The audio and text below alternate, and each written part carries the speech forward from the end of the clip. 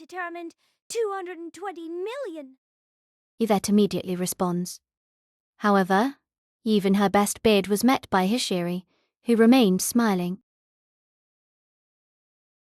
Hishiri's crystal-clear voice echoed through the train. In the end, no response came from Yvette's mouth.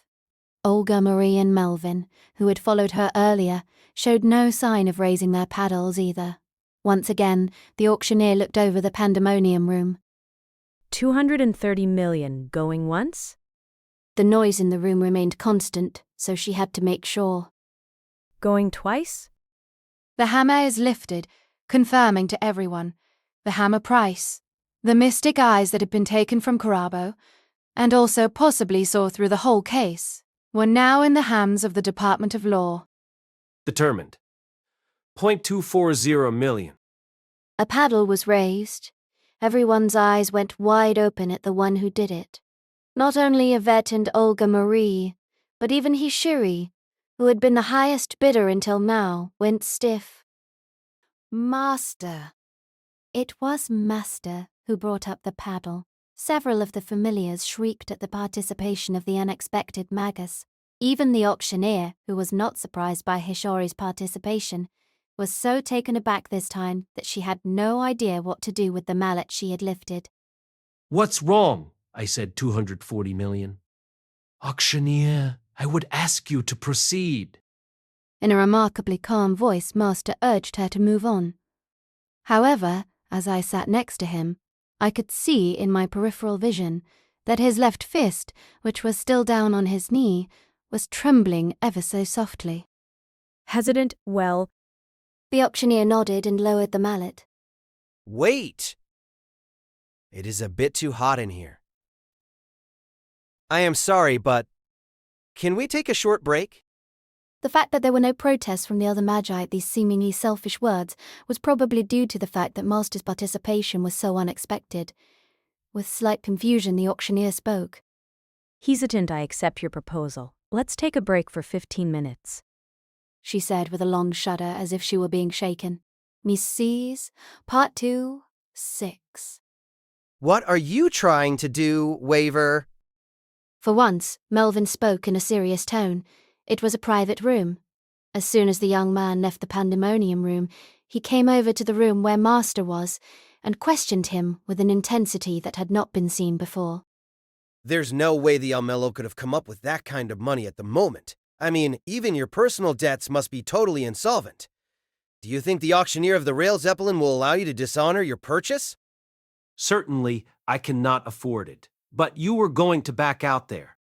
Well, you know I'm living a rather extravagant lifestyle, and in the end, all my money is just leftovers from the main family. I don't have enough to bid any more than I did. I can't delay it any further.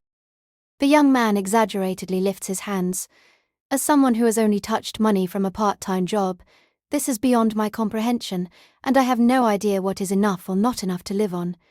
I can't even imagine how I would spend 10,000, let alone 100 million. That being said, Yvette was very suspicious. $200 million is too big a stretch, no matter how you put it. The main family of Archelot and Bartholomew might pay that, but that is far from pocket money. Even though she is of a family that has specialized in mystic eyes for generations, I find it hard to believe that they have that kind of money. Does that mean that Yvette is concerned with the case? Well, I'm no detective. I'm simply telling you the limits of her assets. In other words, it is a basic skill for those embedded in the power structure of the clock tower to estimate the asset limits of powerful families. This is why the clock tower is not only a place for the study of magic, but also a crucible for all kinds of intrigue. The auction just a short time ago is a microcosm of the war in the clock tower. As I felt myself breaking out in a profuse sweat, I had one more question. Then perhaps she wanted to see how much Hishiri and the Department of Law would be willing to give. That way, in a way, it wouldn't matter how much she bid, right? Master gives a small sigh as he looks back at me. Think about where all the money from this auction is going to go. When I didn't immediately grasp the meaning, Melvin raised his index finger and continued the explanation. You see, unique to the mystic eyes of transients is the fact that they are Carabos, right? The Rail Zeppelin might try to force people to give up the mystic eyes they want, but that is based on the belief that all mystic eyes should be handled on this train rather than a scheme to make money. They pay the seller everything except for a fair commission fee. Then most of that 200 million plus will go to Karabo. Yes. However, if Karabo is imprisoned, his property will be confiscated at the clock tower, won't it? The price of these mystic eyes, which went up as high as it did, will eventually come back to the clock tower anyway. Oh. Involuntarily, I let my voice come out. I finally realized what Melvin meant. And now Master took over the rest of the story. Inevitably, the Department of Law, which also has a grip over the policies and operations at the clock tower, will acquire those assets. According to Hishiri's judgment, there will be no problem no matter how much money she spends. The most important thing to understand is that the money she bids at the auction will be returned exactly as she paid for it, except for the commission. While I was simply basking in the excitement of the auction, a conspiracy was hatched behind the scenes. Or at least a part of one. From her perspective, is this just a matter of transferring money back from one wallet to the other? If so, how far is the range of her judgment? I think it's close enough to the limit. I mean, even the commission, however small a percentage it may be, is nothing to scoff at. Not to mention the fact that Karabo belongs to the Holy Church. It's war if this goes badly. Melvin fiddles with his own white hair with a twirl. In contrast, Master asks, with a deeper than usual furrowing of his brow. Melvin, how far can you push it? Can you stick with it? I don't think you want these mystic eyes. What's your goal here? It is likely that other party didn't anticipate this steep price jump either. They will have to concentrate during the auction. We'll use that gap to deliver our trump card. Other party. Who on earth was he talking about? Could it have something to do with what he entrusted to Calls? That's a very expensive gap. Cheerfully, Melvin laughed. And then, Say, Waver, let me ask you one more thing. Can you promise me that this will be fun? Can you guarantee that for me? Can you guarantee that this one act is worth risking your friend's ruin for? the young man's eyes were fixed squarely on Master. Perhaps he had looked at him the same way when Master asked him for money to travel to the Far East just before the Fourth Holy Grail War. The atmosphere between the two of them was so tense that it was like a convergence of time I could never possibly understand. Master responded with a small nod. I promise you, you will surely love it. Great. Then what are we waiting for? Immediately, Melvin pulled out his mobile phone. Before the auction began, he easily connected with whomever he was talking to, as he told us that communication to the outside world had been secured, and then the young man immediately cut to the chase. Oh, it's me. This is the tuner you asked for before. No, I can't get that for you right now. But if I put it up with some collateral, how much can I get up front? $30 million? Now surely you can push that to $70 million. Well, I don't have much time, so let's compromise on $50 million. Great, that's it then. Hey, it's me. I'm thinking of mortgaging the house a little. No, I want to do it secretly without Mom hearing about it. How soon can you get it done? Pained? Yeah, it's Melvin. Calm. No, sorry.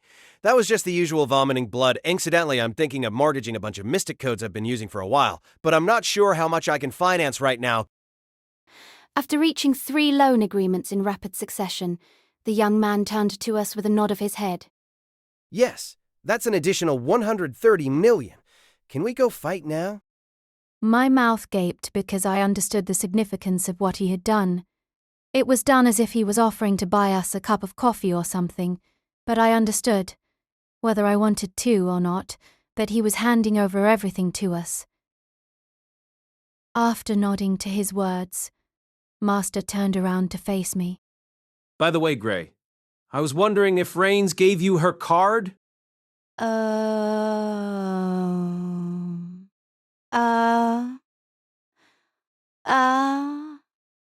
You?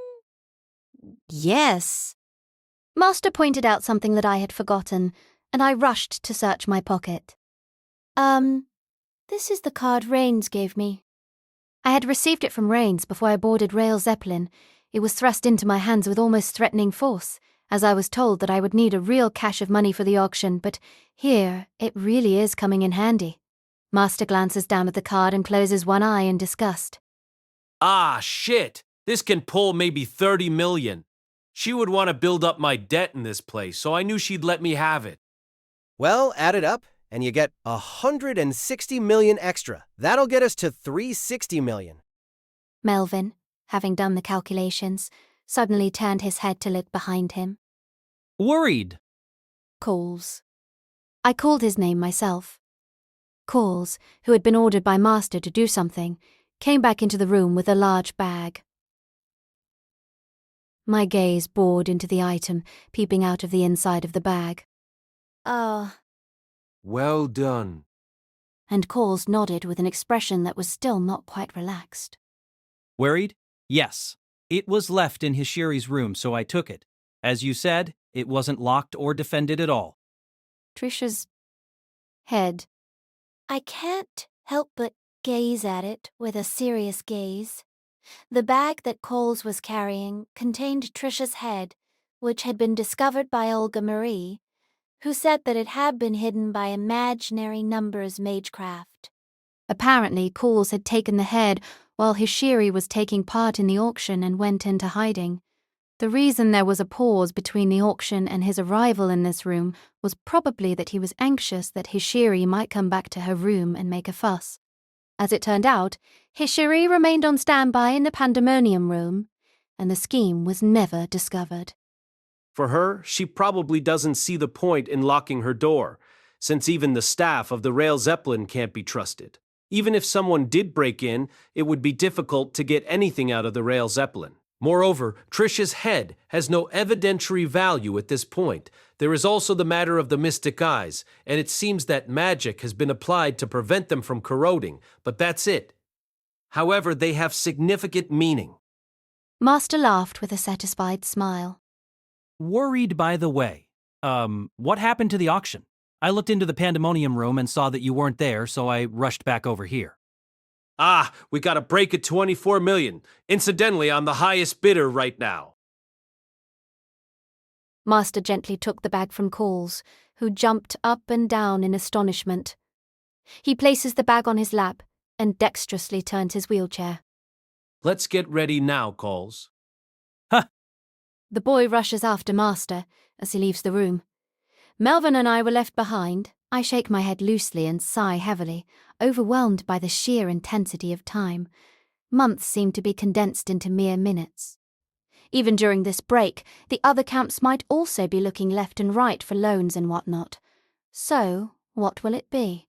Although there wasn't a proper reason, I turn around and asked a question to Melvin. Why? Are you doing so much? I was about to ask him why he was so loyal to Master, but the words failed to come out. Nevertheless, the young man was able to guess the unspoken question. That's easy. That's easy. He laughed and nodded. You see, I am a rather depraved person who takes pleasure in the degradation and downfall of other people. Just ask anyone who knows me in the clock tower, and they would nod their heads instantly. I live my life in such a way that I have no choice but to keep on beating the drum that reputation is extremely true. After saying this, Melvin wiped his mouth with a handkerchief. It was also stained with blood. I was like this long before they realized that my body was incapable of being a normal magus, so it's not like I was distorted by my family environment. I was probably inhuman from the start, and the cold treatment at home after they found out about my constitution didn't have any effect on me. Yeah, it was just a couple of times or dozens of times that I almost died, but that's the kind of thing that any magus has experienced. A situation that can be found in every corner world. I can only attempt to imagine what it is like, as I am not a magus. Still, I could tell that this young man was speaking with great sincerity. I could tell that Melvin, who had always seemed to be joking around since we first met, was at least serious about this. However, there is a pride in being inhuman. If you think something looks fun, even if it is your parents or yourself, you ought to put a bet on it right up to the bitter end. Anyone who stays in the safe zone without putting a bet down is no longer a bastard, but just a coward. After speaking quietly, the albino man turned and followed after Master. The pandemonium room, the field of battle, was waiting for him. Miss Saint Part 3. Well then, we will resume at 240 million. The auctioneer's voice was now calm. Although unexpected about the last participant, it seems that she will not be confused any further if only due to the amount of money involved. Confirming that everyone from earlier, including myself and Coles, has returned, she announces the resumption of the auction with the clanging of the mallet. 250 million. Immediately, outlandish numbers began to echo around the train. First was Hishiri, then Melvin. Once she put down her paddle, Hishiri narrowed her eyes at Melvin's return to the stage. For the time being, Master can at least be relieved that he has been spared from being saddled with yet more astronomical debts. Not only that, but another has returned to the front of the auction. Turned! 280 million! During the break, had she received additional loans like Melvin? Perhaps seeing that a raise of 10 million each would not be enough. The twin-tailed girl put 20 million on the table in one go. A smile of satisfaction appeared on her dainty lips as she raised the paddle. Determined, however, 300 million. 9. Understood. Both Hishiri and Melvin followed after her, an additional 20 million each. With the price tag past 300 million, the magi in the room could no longer even groan. The auction had entered a world that even regular customers had never seen before. 330 million. 340 million. 350 million. The raises then returned to 10 million increments. It was Yvette, Hishiri, and Melvin, in that order. It seems as if every word is cutting into my lifespan.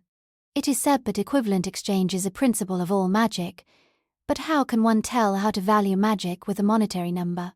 How many people have to devote their entire lives to reach 10 million, which is now being thrown away every second in this room? She determined 360 million. Finally, after only a few minutes, they arrived at that amount, the maximum amount of new funding Melvin was been able to secure. For a moment all was still. However, after a few seconds, there was more. Determined, 370 million. I felt Master next to me clenching his fist. Although Master is careful with his facial expression so as not to let his agitation leak out, I now know that this is a poor poker face. Master's nature is irrepressibly passionate, impulsive, and impatient. No matter how much training he puts himself through, it doesn't change his core character. Master is now desperately trying to hold back his trembling. Glancing over, I feel Melvin's gaze move toward me, as if to ask if this is enough, but Master does not react. He doesn't, because if he acknowledges it, then he will be forced to admit that this is the end of the line. Is that why? Is that why Melvin looks up and bids? Sir determined 410 million. I nearly unconsciously gasp out. Hishiri lowered her paddle in response to Yvette's 410 million, who continued to bid. The auction, which had been driven up between the three of them, finally broke one corner, leaving it to a two-person race between Yvette and Melvin. Yvette, frankly, it was an unexpected situation. I had somehow thought that no matter who was going to get off, the one who would surely stay would be Hishiri at the Department of Law. I did not think that the two of them would now be fighting over the jewel-ranked mystic eyes. For only a moment, all movement stopped. 14 million. Going once? Once again, the auctioneer asked for confirmation. Without her having to say it twice, Melvin raises his paddle to declare his new bid. He has long since passed his limit, but he does not stop bidding even when he is supposed to. 1 and 2 pensive million. 130 million. Instantly, Yvette responded. It was nearly double the amount she had lowered her paddle for earlier. Does the Lehrman family really have that money? Considering that she was a regular at Rail Zeppelin, it was hard to believe that this was a reckless window shopper. That said, I never heard that she was wealthy enough to compete with the Department of Law and one of the three great families. Of course, I am not as familiar with the inner workings of the clock tower as I would like to be, so it wouldn't be surprising if that was actually the case, but it doesn't quite match the reactions of the people around me towards her. If that is so, Then what in the world is going on? likely that financier would not have expected this extreme price either. Master's words came to mind. Was Yvette the other party he had spoken about? Or is it those who are financing her? Understood, 40 million? Come in 450 million. Determined, 460 million. Determined 500 million. This was it. Is this milestone the deciding factor? With Yvette's major bid, Melvin's paddle goes down. This is the end. Was it my imagination? For a moment, it was as if the train was shaking. A moment later, right next to me, Master's expression regained its color. With sudden pride, his hand rose. I would ask you all to wait for a moment. 2 breaks are not permitted. Her stern attitude conveyed that the first time was also an irregularity. This is not a break. This is a motion that concerns the Rail Zeppelin itself. Master's words caused the auctioneer to waver, and before she could give any kind of response, one woman stood up from the participants' seats. Oh, how can I help you, Lord El-Melloi II? Are you dissatisfied with my reasoning? Why would she stand? Tilting her head, the fox from the Department of Law looks just a bit happy, as if her much-delayed dance partner had finally turned up. Ha! I wish I was. Even if your logic is full of holes, there is no fault in your reasoning itself. As far as the facts of what happened on the Rail Zeppelin are concerned, you are generally correct. For this reason, I would like to start with the previously given evidence. Master started to talk. Some familiars were whispering to each other about something. To begin with, the incident itself was new to them. The auction was abruptly interrupted, and Master was suddenly talking about deductions and reasoning with the Department of Law, which was incomprehensible to them. Howleys, can you bring it out? Ah, yes. Calls, with a large gulp, stepped out into the middle of the vehicle with the bag in question. It was, of course, Trisha's severed head that was now unashamedly exposed in the pandemonium room. The familiars, who had now been made to understand what had happened on the train whether they wanted to or not, began to make a commotion in unison, and Olga Marie stood up, stunned. Hishiri's eyes, which were at the bottom of her glasses, went cold. You... I needed it to help resolve the situation. I took the liberty of bringing it out. It's not your property, so it's not a problem, is it? Oh, and please give me a break on the trespassing. Saying this, Master raised his gaze to the familiars above. I ask that those of you who are not familiar with this incident also allow me some time. I ask you as the current Lord of the Department of Modern Magecraft. When he said it, it was like the familiar's existence rippled for a moment. However, no one protested. It was probably thought that any situation between a lord and the Department of Law deserved a listen even if he was an upstart. The staff of the Rail Zeppelin also seemed to have lost the will to firmly refute the situation. Thank you, ladies and gentlemen, for your valuable time. Master nodded. Now let me start with an incident from 7 years ago. It was very similar to the murder of Trisha Fellows on the Rail Zeppelin, a series of murders that the Department of Law has admitted to covering up. The brief review was seemingly also intended to explain the situation to the outside magi, who were seeing and hearing this through their familiars. There are several aspects of those cases that are shrouded in mystery, but the one thing that they all have in common is that the victims were all beheaded and their heads were missing. Now, what could explain such a circumstance?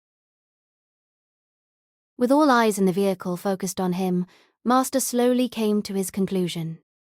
To show that they were dead. A gust of air flowed through the train. A brief silence, one that could only be described as awkward.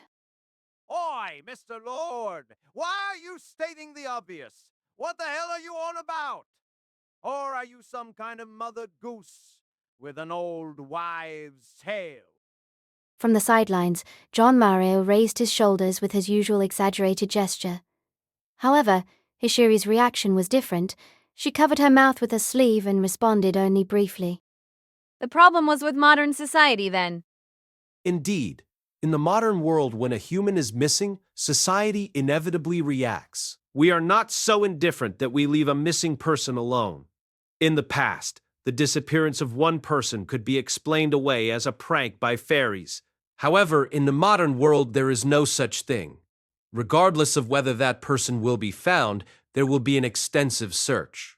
After all, information technology is thorough and will only continue to improve by leaps and bounds. Everyone is able to transmit information. There may be times when there is no one around the person who disappears who cares enough to report it, but that is just a small chance. However, once the victim's body has been found so conclusively, would anyone even think of searching for anyone but the killer? Finally, I understood what Master was saying. But, again, what is the point of this?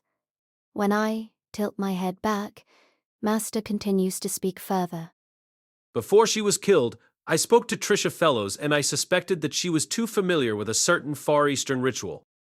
He deliberately withheld naming the Holy Grail Wall. Some of the familiars showed signs of doubt, as they were not too intrigued by the Far East. As Master once said, the Holy Grail Wall is an awfully minor ritual. Now that I think about it, this was probably a hint to her death. If nothing came of it, it would be mere small talk. But if an incident happened, it would be a clue, if not the motive itself. Her foresight was focused on prediction. Unlike with calculation, a tragic future is avoidable, but she would have also known the likelihood of avoiding it. Looking at the reaction of the audience, he continued. At the same time she was beheaded, she concealed her head for 2 reasons. Master holds up 2 fingers. First, he bends his middle finger. One is the dying message that her death is connected to the case from 7 years ago. In the imaginary numbers dimension, time is meaningless. She had enough presence of mind left to say a few words. This was a straightforward reason. After all, it was the fact that Karabo was named in her dying message that made him the likely culprit. Master swallowed, then bent his index finger. The second reason was to prevent any others from using her mystic eyes. To prevent the use of her mystic eyes. So you mean to say that, with the incidents of 7 years ago? Yes, the victims of the incident 7 years ago. I don't know if it was all of them or not, but they must have been bearers of mystic eyes. At Master's conclusion, the train once again stirred with the same kind of heat as the auction. The interest of all the Magi was stirred strongly when the horrifying history of the serial murder of mystic eye bearers was unveiled. In contrast, Olga Marie came in from a different viewpoint. But the Rail Zeppelin is probably the only one who can remove mystic eyes and implant them in another person. It is not impossible elsewhere, but the chances of success are far too low. If you say they took the mystic eyes, are you implying that this train has been complicit for 7 years? By no means. Accordingly, that is why the killer took not just the mystic eyes, but the head itself. The meaning of this was not immediately understood. Bewilderment and suspicion swirled around the carriage, finally turning into a low grunt from Olga Marie a few moments later. No way! You were saying the head is... That's correct. The head was taken from the victims alive.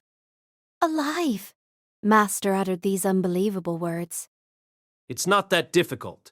As long as the pathway between the brain and the eyeball is secured, the mystic eyes can be activated. After all, mystic eyes have an independent magic circuit. It would not need limbs, organs, or nerves. Of course, you would need some mystic codes and magic to secure blood, etc. But even science a few decades ago could detach the head of a dog or monkey and keep it alive with an artificial heart-lung machine. A good magus could do it even more easily. Everyone accepted the explanation, which continued nonchalantly with a look of disbelief on their faces. I felt as if the countless mystic eyes on the walls of the pandemonium room, all of them, suddenly started laughing at me. That's how much fierceness was contained in the current line of reasoning. I wanted to sit down and throw up right now. In other words, With just the victim's head kept alive, the mystic eyes can be used. This way, they can't escape, and they are unlikely to rebel. There is no need to use the Rail Zeppelin, and you can use multiple mystic eyes as you wish. It's an inhumane trick, even for a magus. Yes, with all these mystic eyes, it would have been a piece of cake to investigate that ritual of the Far East. Everyone was silent. Who could have come up with such an idea, no matter how much of a magus he is? Who could have come up with such an idea that the beheading was to make people think they were dead so that the culprit could use the head alone? And what's more, how did he know it had all been with the purpose of investigating the... Wait, you were saying that Trisha was... Yes, Trisha Fellows was involved in a case 7 years ago, and on the side of the perpetrator. Horrified, Olga Marie was left speechless. Even I, who was listening next to him, could not escape the shock. Because, yes, this was a shock. How could I believe that the person I thought was simply a victim of a crime had been involved on the side of the perpetrator in the gruesome case from the past? Weakly, Olga Marie sits down in her chair. Then, why is Trisha... The girl did not deny it. The knowledge of the Holy Grail War that her father had told her about prevented her from doing so. Otherwise, she wondered how her father had gathered information such as the Great Grail being useless. But then... There seems to be a misconception. She was involved on the killer's side, but I never said that Trisha or your father was the killer themselves. Rather, she probably knew who the killer was 7 years ago. How do you mean? Master speaks as if admonishing Olga Marie, who looks up at him. The Animosphere probably commissioned an external collaborator to investigate the ritual. But I don't think they were informed of the means. Your father, the Lord, may have been aware of it, but if he had been informed of the details, I don't think Trisha would have thought of contacting Carabo at this late stage. Carabo? Earlier, you said that my theory was approximately correct. So are you saying that Carabo Frampton was responsible for the incident 7 years ago? If you're saying that an agent from the Holy Church was the culprit, then it leaves much unanswered. In a sense, it was him. I fear that it was a similar type of mystic code to these. Master touched his glasses. Mystic eye killers? Traditionally, mystic eyes are extremely primitive when thought of as a form of magecraft. After all, they are the oldest form of magic known to mankind. Hence, although they are a powerful mystery, a number of countermeasures have been developed around the world. For example, this is also one of them. He said that, and produced a small item from his pocket. It was the eye-catching accessory thing found at Olga Marie's place. It was the same item with an eyeball-like pattern in the center of the blue glass. It's a type of Turkish amulet called a Nazar Bankuzegi. Trisha hid it, along with her own head, with her imaginary numbers magecraft. Master looked back at Hishiri. It was something she did not make public during her own deduction. An evil eye that looks back at a mystic eye. This is probably the most obvious measure. In a similar vein, the study of this type of magic has arisen in India and the Far East. According to these theories, all things hold the power to be seen. Power to be seen. I didn't get it, so I just had to interject. Yes, the thought is that people can see things because those things have the power to be seen. Scientifically speaking, we could say that this is the ability to reflect light. This concept is the reason why angels and Buddha statues have a halo, because they hold the power of being seen far stronger than anyone else. They can be guiding beings for mankind. It could also be more simply known as aura or charisma, the ability to attract the gaze of others, even if forcefully. To see and to be seen. The power of seeing and the power of being seen. What was taken for granted is inverted in the name of magecraft. Twisted. Cast by Our Tale Studio. Please subscribe to our channel if you enjoy listening. In this case, the power to be seen is inferior in terms of the simple defensive effect compared to a mystic code that can directly block mystic eyes, such as Mystic Eye Killer Lens. However, the power to be seen is still the natural enemy of mystic eyes. After all, information that is not intended to be seen can be fired back without the user even being aware of it. This information has many applications. With the Nazar Bonkyugu from earlier in his hand, Master started rotating it with a steady rhythm. Nodding to himself and holding his forehead, Master adds a few words. For example, hypnosis. Subliminal effects are only one such effect.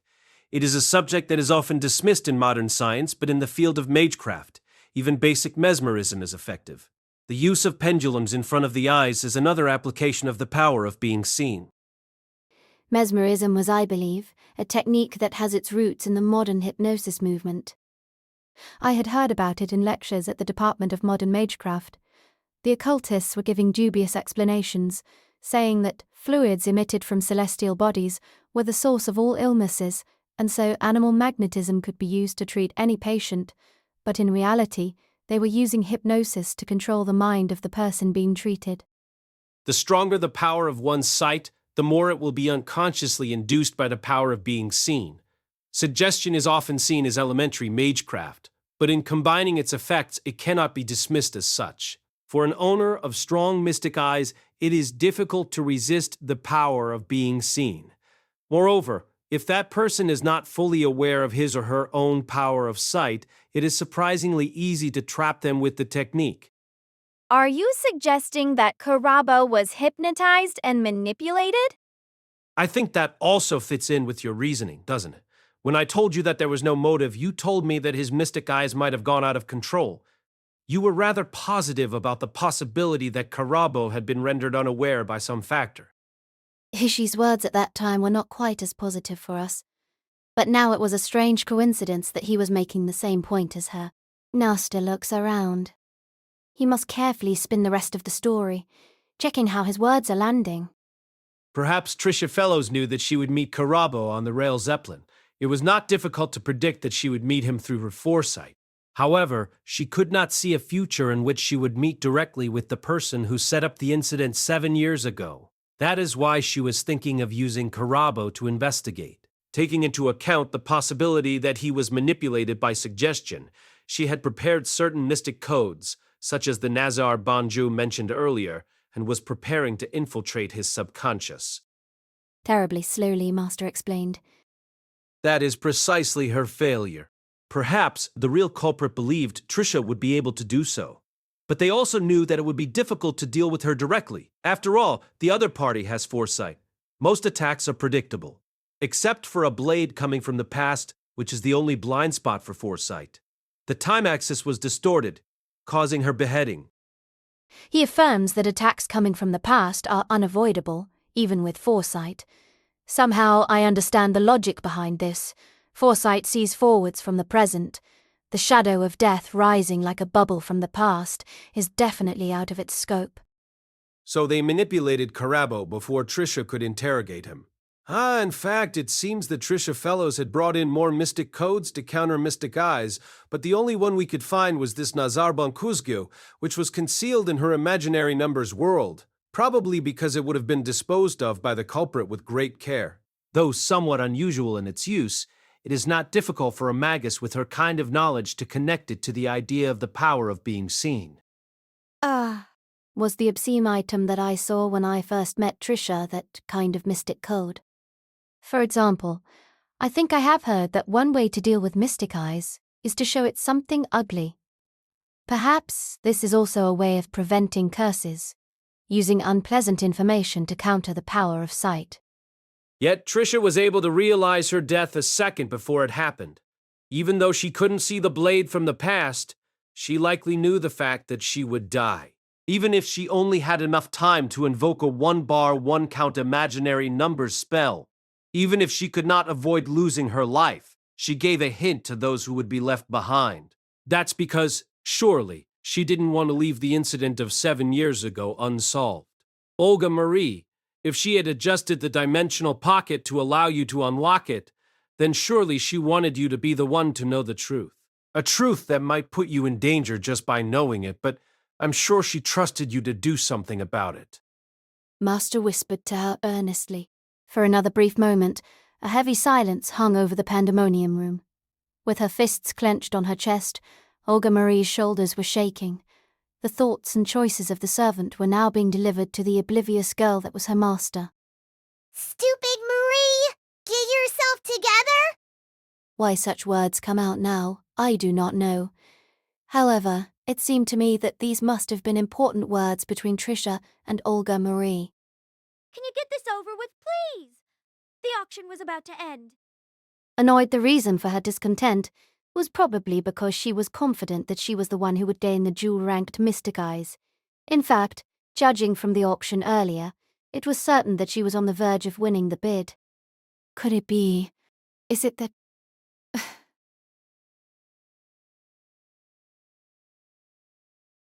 Is it that... Could it be that Yvette is... The thought makes my heart race. A horrible sweat breaks out and does not stop. Even when I sit down, my inner ears seem to be getting stirred in a circular motion, giving me extreme vertigo. I even feel the illusion that this train is twisting and turning. Annoyed regardless of such circumstances, Yvette still insists. What's your point, good sir? You broaden have shown Trisha's head, but what does it have to do with your theory? Ah, if it's time for that, then here is its purpose. Huh? A white light shot through the train. A whirlwind of light suddenly shot out from the fresh head Coles was holding, binding the boy's limbs like chains and severing the outer world of light from the inner one. Instructor? Your skill in binding magic is great, Miss Adashino. I could never have pulled this off. The words made me peel my eyes open. Thank you very much. The two who should have been at odds with each other due to their opposite reasoning were looking at each other in a strikingly similar way. Did you also seal the senses of the familiars? I didn't ask for that. I do not enjoy their gossiping so much. The familiars who were watching near the ceiling were now stiffened under the white light. The familiars, unlike magi, do not have developed magic circuits, so they seem to have been sufficiently sealed, even with this level of magic. Instructor, what is the meaning of this? As you can see, I conspired with Miss Adashino to bind you. You are the real culprit behind the murder of Trisha Fellows through the manipulation of Carabo Frampton. Part 4, Tilda. Master's accusation clearly resonated in the pandemonium room. The magi participating in the auction were flustered by the sudden accusation by a lord against his apprentice, while the staff on the train side had no idea what was going on and could only watch what was going on. Deprived of their senses, the familiars remained as rigid as stone statues. That is... Master? I couldn't accept it, and tried to stand up. It was then that someone else, walking stealthily, tugged on my arm from behind. You must not interfere, Gray. Huh. I was stunned. I did not notice them when I entered the pandemonium room. The only time I lost my awareness was when the spell was triggered earlier, so their entry was probably timed right around when my attention was engrossed in something else. Because the person who grabbed my hand was... Instructor, what are you? Dramatic, Coles was trying to make this all out to be a joke, but Master's words in the bounded field remained firm to confirm that this was serious, and so Coles shook his head as if hopeless and in denial. Are you serious about this? Of course. Worry, you really want to make it out that I'm the culprit, but that won't just be accepted here. You know that too, don't you? Exactly. If this were a place for magi only, the iron authority of the Department of Law would be enough to force acceptance, but the Rail Zeppelin is the domain of a dead apostle. Hence, it was necessary to have enough physical evidence to convince the train side with more than just speculation. For example, just as Miss Adashino had to wait for a dying message from a living head or a statement from the deputy manager to see what Carabo's mystic eyes were capable of.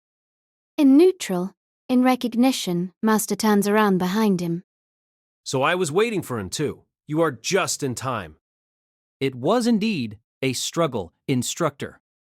The boy chuckled as he shook his habitual hair and fixed his misaligned glasses. Even the shape of his smile was a living replica of the one who was restrained. My brain could not quite grasp why this was happening. Now that I'm here, at least it's the end to your deception. That's right. After sitting around for a long time, Olga Marie finally called him by his name. Kills for Veds. Yes, the new boy was Coles himself. Bravo, Waver! Waver! From somewhere, applause erupted. Somehow someone was still high-spirited and joyful in these circumstances.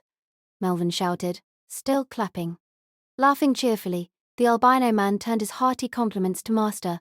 The tuner, who had been fighting at the auction until the very last minute, was freed from that stressful curse and gave a joyous sigh of joy for his freedom. Well, this is delightful and exhilarating. It's like I don't even know what is happening. It was well worth almost losing my entire fortune. But really, what the hell is going on? What kind of magic did you use to do this? Don't call everything magic. Don't call everything magic so casually. It was actually a close call. I knew that if we were in the middle of the auction, then no one would be aware of Rain's approach. But also, at the same time, we were forced to race against time. The auction of the Rail Zeppelin is absolute. Once the winning bid is decided, the deal is sealed, no matter what violations may later be exposed. I would be shaming Karabo and Trisha if that were to happen. Above all, my pride would not allow it. He pulls out a cigar and puts it to his lips. Normally he would have used a match to slowly sear the fire, but this time he was striking his fingers to light the fire. Master said before that this was more like using flint than simple ignition, but perhaps this was because he had lost the presence of mind to use a match as usual. Sitting deep in his wheelchair, exhaling smoke, Master pointed out, "You're the one who was financing Yvette." Shall I admit it? No, instead, I would like to ask you that question as well. How did you get the real call here? Honestly, I thought that even if I was exposed at the last second, then I could still deceive everyone with fake phone calls or communication magic. It's because I didn't stop trying. And with a jerk, the doors of the pandemonium room were open once again. Dramatic what appeared was a familiar girl. Between her blonde hair, her eyes were burning brightly. She probably doesn't even feel the need to use eye drops to disguise the color of her mystic eyes at the moment. I would love for my big brother to tell everyone about the beautiful fact that he begged his adopted little sister to fly all the way over here with flying magic. Hello, my brother. Ah. Rhaenys raises her shoulder with an old broom in her hand. However, dark circles were under her eyes. With fatigue that couldn't be hidden, she rubbed her cheeks and tried to strengthen her voice with an aristocratic tone. I'm a magus too, you know. If I have a broom and a witch's salve ready, I can fly out without any fuss. Flight, magic, but isn't that extremely difficult? I remember my teacher saying as much. He said that no matter one's ability in magic, it is next to impossible to fly without certain conditions being met. It is relatively easy if the magus does meet these conditions, such as putting themselves in a trance. But, conversely, it must be almost impossible to find the Rail Zeppelin if you are stuck in a trance. You took the Tuco travel method, then? Tuco. Travel? When I was puzzled by these words, which I had heard from somewhere before, Master closed one eye. It's a pretty dubious way of doing it. You set the destination in advance, and then you prepare the magical formula as if you are pulling on a rubber band over a great distance. In any case, you're being pulled continuously to the destination, so whether you're in a trance or not, as long as you stabilize the magic, you're sure to succeed. However, flying is far from the longing and freedom that comes to mind from human fantasies. It's the kind of trick that the crown-ranked magus Ozaki Tuko would come up with. I never thought I would hear the name of that female magus again, in a situation like this. So perhaps the faint tremor felt towards the end of the auction was the impact of her and Coles crashing into the Rail Zeppelin. I was in charge of the directional configuration. Well, I did wonder if little Rains would come running after me, you know? The invitation says I'm allowed up to 2 companions, so I really don't mind. It's fine, right? The mischievous young man looked around at the staff, but for the moment no one seemed to complain even about the fact that she had collided with the Rail Zeppelin. The Rail Zeppelin has said it is going through this land of mist for 4 days and 3 nights, and then back to London. Despite the incidents, it stands to reason that by the 3rd day of the auction, we'd be a half a day's distance from London. especially if the auction was stalled until the last minute. Well, it was a surprise when I heard it. Suddenly, I received a call on my mobile phone telling me that the real Coleys needed to come over here and that I should look for him. I sent Sveen to go and look for him. He's got a good nose, as you can imagine, so it didn't take him more than an hour to find Carl sleeping in some abandoned building. From my point of view, I thought I was sleeping at home, but without even knowing it, I was really lying down in some kind of abandoned building.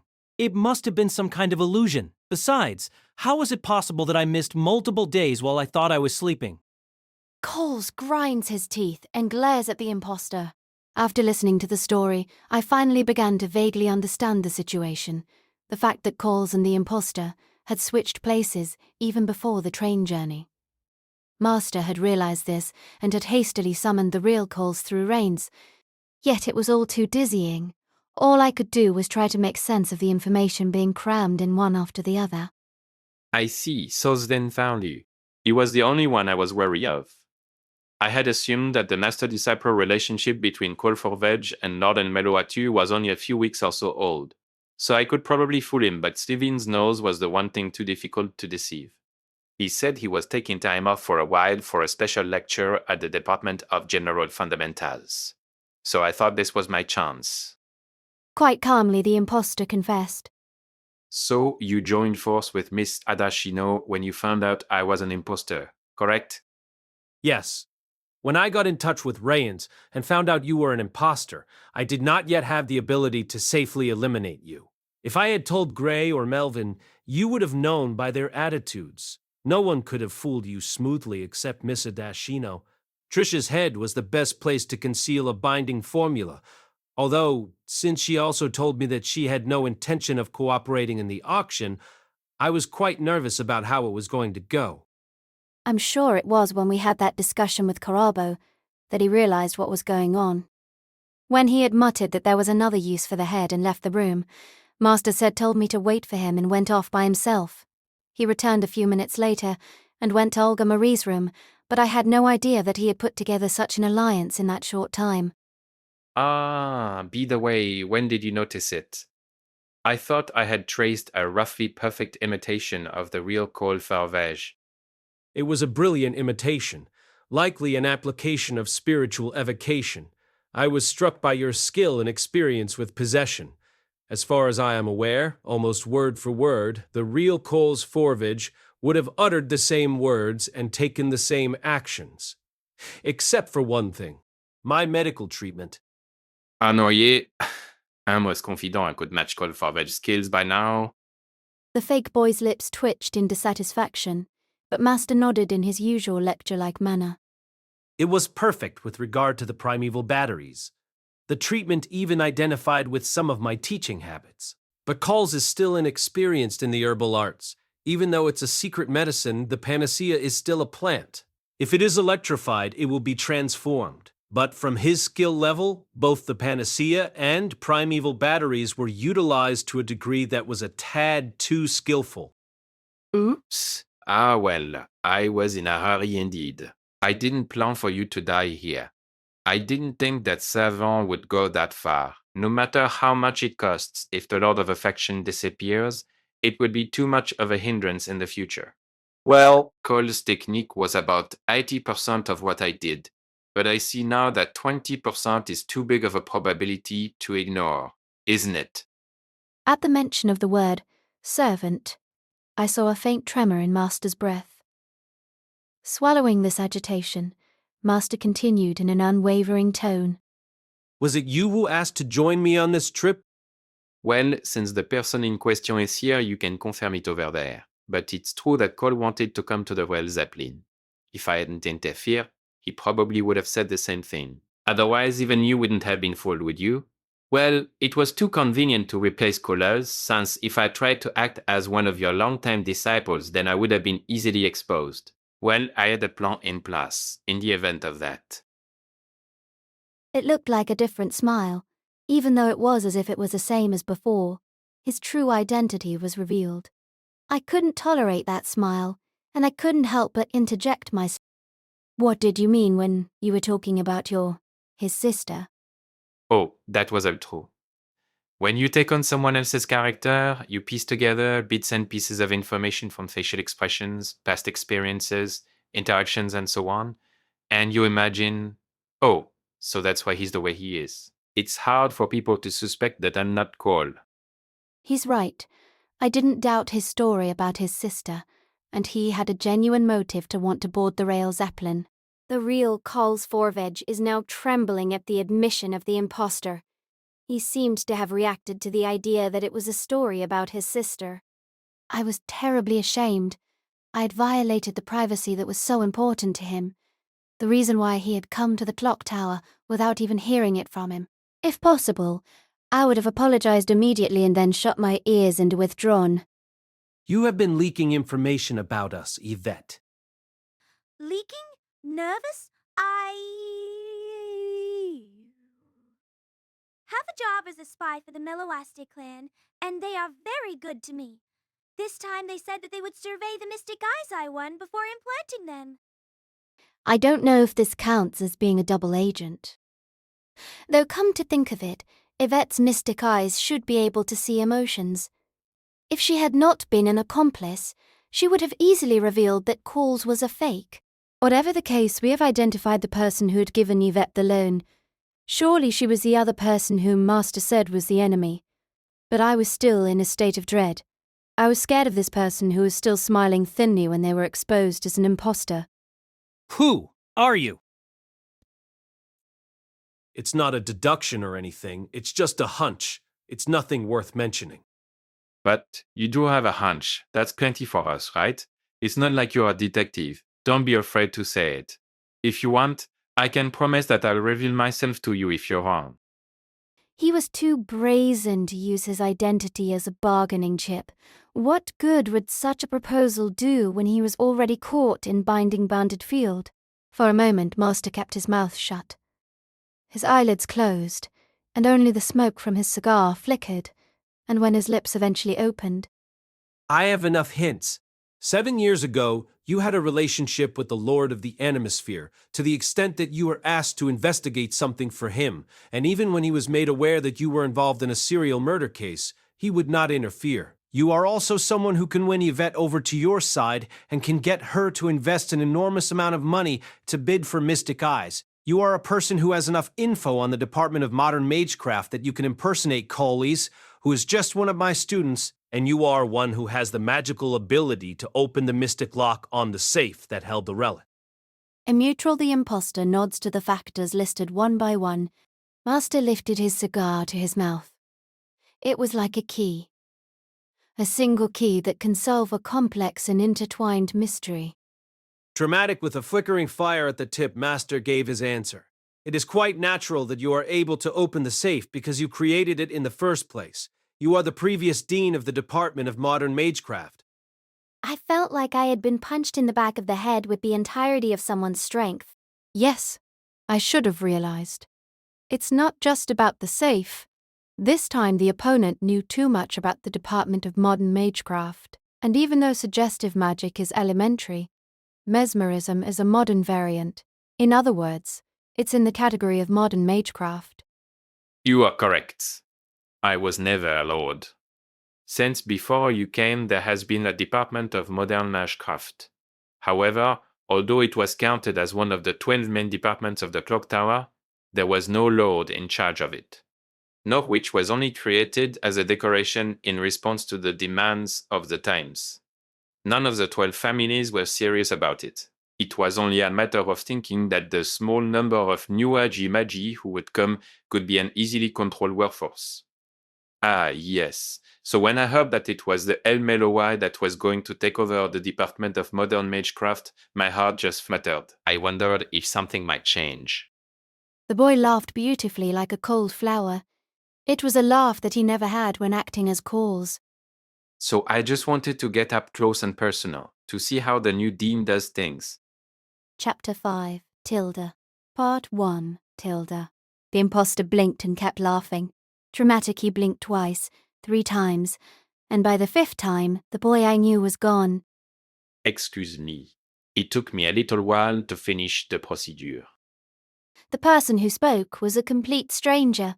He was tall and sleek, with a combination of fiery red hair and pale white skin. Even the clothes he wore had been transformed into a suit as blue as the sea. I can't tell his age, but he is somewhere between his mid-20s to mid-40s. But the only thing I could think of was how his lips smiled as if it was a flower coming to bloom. It was something I don't think I'll be able to forget for a long time. I am terrified of that soft, gentle smile. I do not know why. Coles, whose appearance had been stolen until now, was overwhelmed with bewilderment at the sight. Rains, who'd been pushing through her fatigue, held her mouth shut and watched the situation unfold. Even Olga Marie, who was expected to finally confront the culprit, could not point her finger. Yvette pressed down on her head with an "uh-oh." Jean Mariot grunted briefly, and Hishari, the fox of the Department of Law, lost her visage. It's advanced, shape-shifting magecraft. Even the suit is no exception. Although originally that is the domain of the Department of Zoology, you dabbled in quite a lot of different magic. Didn't you, former Dean of Norwich? Shape-shifting, in other words, is the kind of thing that witches in fairy tales use to turn their victims into frogs. Depending on the technique, it is said to be a powerful curse or an old and advanced magic, but I don't know the details. The former dean of the Department of Modern Magecraft, our opponent, is able to use such magic. Within the bounded field, the former dean gives a small nod. Old accountants call me Dr. Heartless. Feel free to call me that as well. Heartless. I can't help but mutter at the man who keeps smiling. I've heard he is called that because a fairy stole his heart. This was whispered in my ear by Melvin. Apparently the name had reached him even though he was one step removed from the power struggles of the clock tower. Stolen by fairies. I remembered that a fairy circle was left at the place where the Rail Zeppelin stopped. I heard that there are several types of fairies, including familiars and phantasmal species, and that there are several other mysteries that have yet to be found by the clock tower. Mysterious when innocent, they switch shoes or clean a house without permission. When serious, they replace children with changelings and spirit people away. It is said that many of the humans kidnapped by fairies can never return to the common sense and texture of the modern day. How distant, heavenly shore, unreachable even by magic. Perhaps they are always looking for the perfect child from the abyss. According to some, the previous dean of Norwich was once kidnapped by fairies, and his heart was stolen, hence the nickname Heartless. He was the only one of the 12 departments who was not a lord, but his mystery should not be underestimated. It was nearly 10 years ago. I'd forgotten all about it. Melvin's words made me bite my lip. He was feared even in the clock tower, and he was the head of one of the faculties. Most importantly, I felt a twinge in my throat at the fact that he had ruled over Norwich before Master, the Department of Modern Magecraft. I never thought we'd meet in a place like this. I wasn't there when you took over as dean. That was after I had already given up on the clock tower. Neutral, smiling, Heartless responds. He seemed to be truly delighted with this encounter. Or it might be that he didn't really care. The two could be the same. By the way, don't you still have some reasoning to do? This is the part that you are most obsessed with, right? Yes. What will you say about the whodunit? Why did he do it? Why was it a crime that had to be committed? This time, Master obediently opened his mouth.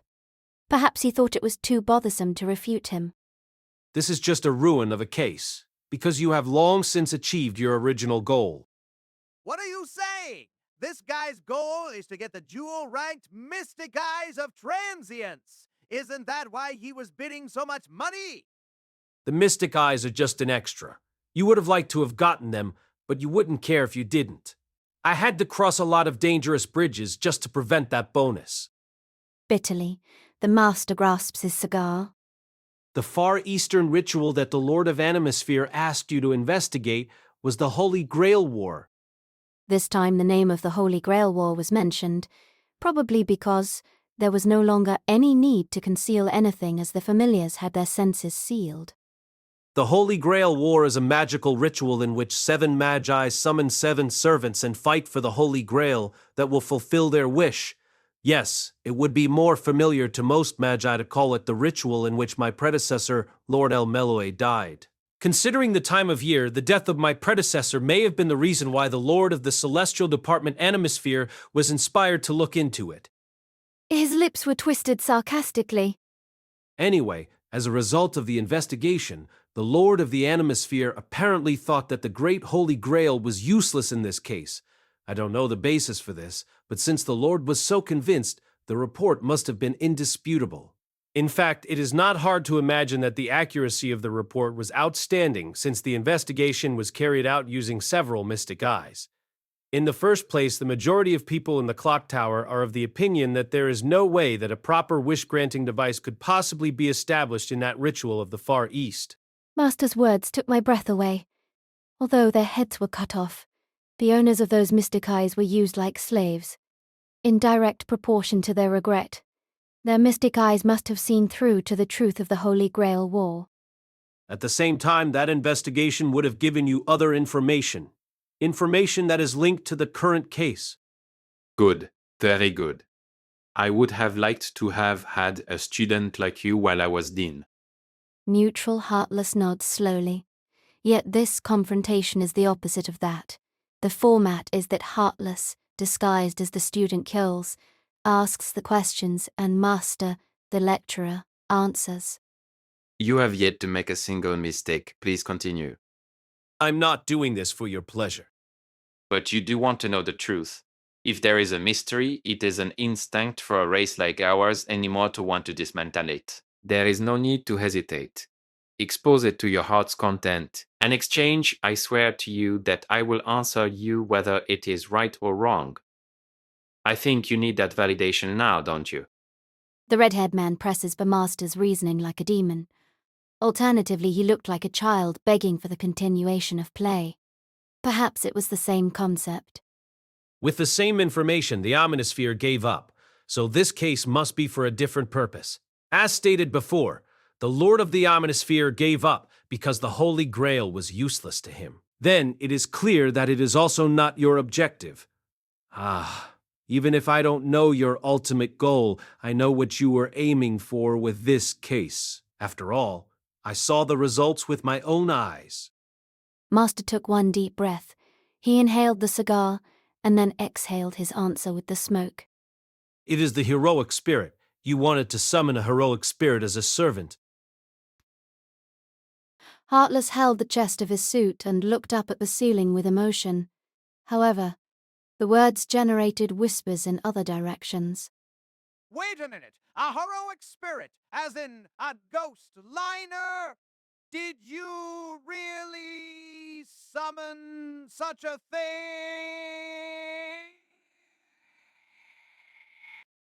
Jean Mario, by the side, did not hide his dismay. Of course, Hishiri and Melvin already knew. Olga Marie shivered faintly, and though Calls and Rhines were also informed, they had grim expressions on their faces. The train staff did not appear outwardly surprised. Master did not speak. This is because it is now a confirmed fact that Heartless summoned the servant, the one we met and fought on the roof of the train, and who forced him into a wheelchair. While I was unconscious, Gray said she found a strange seed inside the child of Inesh. You didn't plant that seed, did you? And why would I do that? Rail Zeppelin and the child of Inosh. If you place these two on the same spiritual ley line, there will inevitably be a distortion. Take a sheet of paper, for example. What happens if you put 2 dots on the top and bottom of a sheet of paper and bring them closer together? I imagine it. The shape obtained by bending 2 dots on a piece of paper together. This produces 2 convexes, and at the same time, there is also a concave with the same depth. For instance, the shape is almost like a cup. Yes, a cup is created. The distortion is not actually formed in the middle, but rather at the point where the 2 powerful magical are in most conflict with one another.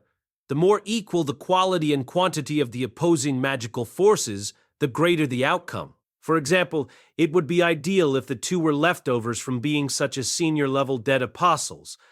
This alone, of course, may be enough to be called a cup or a cauldron, but not the Holy Grail War. It could be adapted to become that great magic if it was crafted with the appropriate formula, but to make it the sort of grail that can summon servants, it would need one or two more tweaks. For instance, to induce the kind of distortion that could allow the summoning of a servant, you could embed a ritual device that would act as a minor grail. Or you could try to form a connection to the Great Holy Grail that exists in Japan. Connection, Master says. His fingers drew with the cigar. Inside the pandemonium room, the red flame of the cigar formed an illusionary line.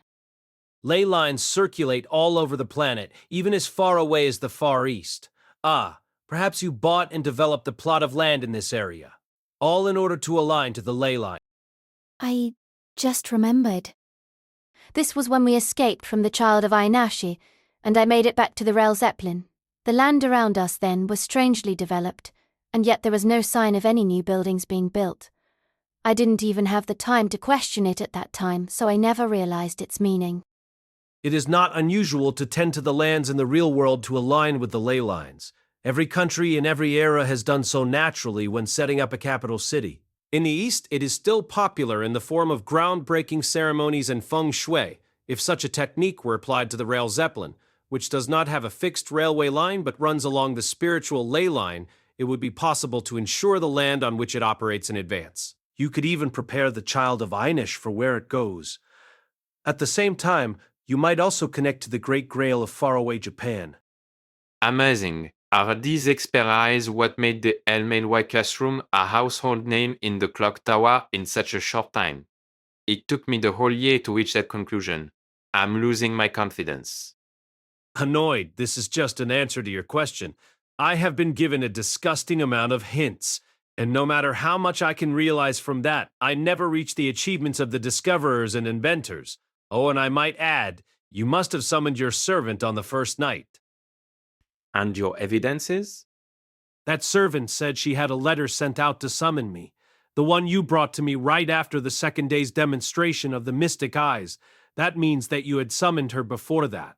The only time you were free for that long when you were disguised as Coles was on the first night. The evening of the first day. When I remembered that time, I nearly gasped. After a short conversation with Coles, an imposter, he said goodnight to me, and I went to sleep. That night I slept oddly better than usual because Master's cigar was so comforting. Alternatively, Master had a strange difficulty getting out of bed that morning. I had assumed that it was his usual fatigue. That is impossible. It wasn't poison or anything. It was just to make your sleep a little deeper. Heartless smiled. When he said that fact, I felt a storm swirling inside my own heart. Piece by piece, things were coming together in the worst possible way. I had never thought it would come to this, not even in my nightmares. That night, Heartless, wearing the face of Coles, summoned Hephaestion. If that is so, then where was the summoning? Perhaps he had gotten off of the Rail Zeppelin. Because even if he had, it would be easy to come back using the Gordius wheel. He would only have to get back on the train while everyone was distracted by Hephaestion. That is not everything, though. When we fought Hephaestion, Coles said he came because he felt the magical energy of the lightning. I convinced myself that such a thing was possible, as he had been training in primeval batteries. However, that was completely false. A fraud. How did Heartless, who was disguised as Coles at the time, feel about aiding Master with healing magecraft? Burying all of these thoughts, Master continued. In other words, in this case, Trisha's murder and the Mystic Eyes auction were extras for you. As soon as you were able to summon the servant, you had already succeeded. You have keener sight. I give you 100 points. Ignoring his smile, Master continued with a question. Since you succeeded, you could have just walked away. Why didn't you?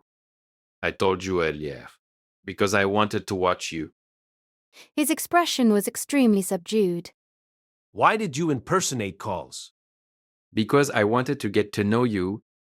Heartless sang like a little bird. Master had declared that the culprit of this case was his adversary, yet this adversary spoke in a terribly friendly manner. The more I looked into it, the more interesting the Holy Grail War became. Everyone was breathing. Myths and legends were recreated in the present day as they were. Even for Magi, it's an impossible fairy tale, and that's why I was fascinated by it. I wished from the bottom of my heart that I could chase it forever and ever, like the sunsets I saw as a child. The word sunset, for some reason, struck a chord, a scarlet scene that gradually fades into darkness. A time when you could watch the changing light forever. This man still felt like he was standing in that red light. Like Rip Van Winkle, the sleeping man who stared at the sunset for so long that he suddenly realized that decades had passed. Then a shadow interrupted. It was the conductor of the Rail Zeppelin. Are you the one who summoned the child of Einesh? Disputes between magi are acceptable, but if you are deemed to have caused harm to our train, you forfeit your right to participate in this auction. The same goes for Yvette El-Melloi, who was conspiring with you to obtain the unclaimed mystic eyes of transients. No. Me too. Oh no. When Yvette screamed out in a wild and crazy manner, a snake coiled itself around her from behind. The snake, which had wrapped itself around her eyes, was instantly transformed into a ceiling cloth, as if to prevent her from using her mystic eye, which was the girl's speciality. It was the magic of Hishiri. The female magas of the Department of Law seemed to use snakes in accordance with her own image. The two of you will be taken into custody by the Department of Law. Oh dear. I knew it would come to this. Heartless shrugged. Inside the powerful bounded field, he softly placed Trisha's head at his feet. However, this is not quite enough. De démilage étérité immonda zenana barzar. Dramatic, said Heartless, lifting his right hand straight up. My own eyes were fixed on the strange patterns engraved on the back of his hands. Its obvious magical power made me understand undeniably that it was an unusual mystery. You know it well, Lord El-Melloi II. It's a command seal. It is the proof of a contract with a servant and grants only 3 absolute commands. It has several applications beyond just making them obey your commands. Miss Adashino, cast a bounded field dead. The radiant white bounded field is counteracted by an even more intense light. I quickly reinforced my eyes, but by the time my sight returned in less than a few tenths of 1 second, the anomaly had already ended. Inside the field, which had shattered without a trace, a lone woman had appeared next to Heartless. She is the exact ideal of what a warrior should be. Of her gently wavy hair, there was only a single tuft of braided hair that reached awfully far down to her ankles. One of her eyes was as clear and blue as the sea, and the other as black as a raven's wing. Her armor, crafted from leather and metal, was antiquated, but alone she stood majestic, easily dominating this age. In the face of this heroic figure, Hishiri's breathing faltered for the first time. A heroic spirit. Seriously, you're using ghost liners as your familiar! Jean Mario exclaimed. Perhaps Ghost Liner was the more formal name among magi. In any case, the only certain thing was that this was an existential threat to even the most seasoned magus. The warrior maiden leisurely looks back at Heartless. You finally forecalled me master. It was just too interesting to talk with the Lord. I couldn't stay long enough. Annoyed nonsense. Despite it being just an exchange of words, the magi around them were frozen. What in the world? This is? It was Olga Marie who nearly stumbled. As the daughter of a lord, she has seen many strong mysteries, so she knows what she is talking about. This is an order of magnitude beyond what she had ever seen before. This is the embodiment of the mighty, the immense, the violent, and the absurd. Even I couldn't help but feel my knees trembling even now. I had become disgustingly aware in the previous battle of how much strength the opponent in front of me held. My limbs were bound by the memory of having been so utterly beaten.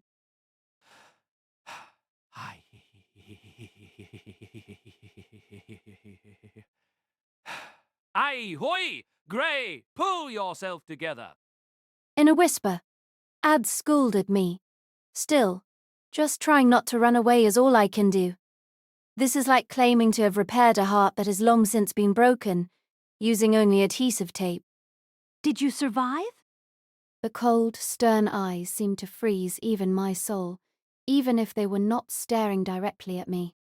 I have been thinking about you a lot. By no means does this mean he is unafraid. That's natural. He had almost been killed on this train.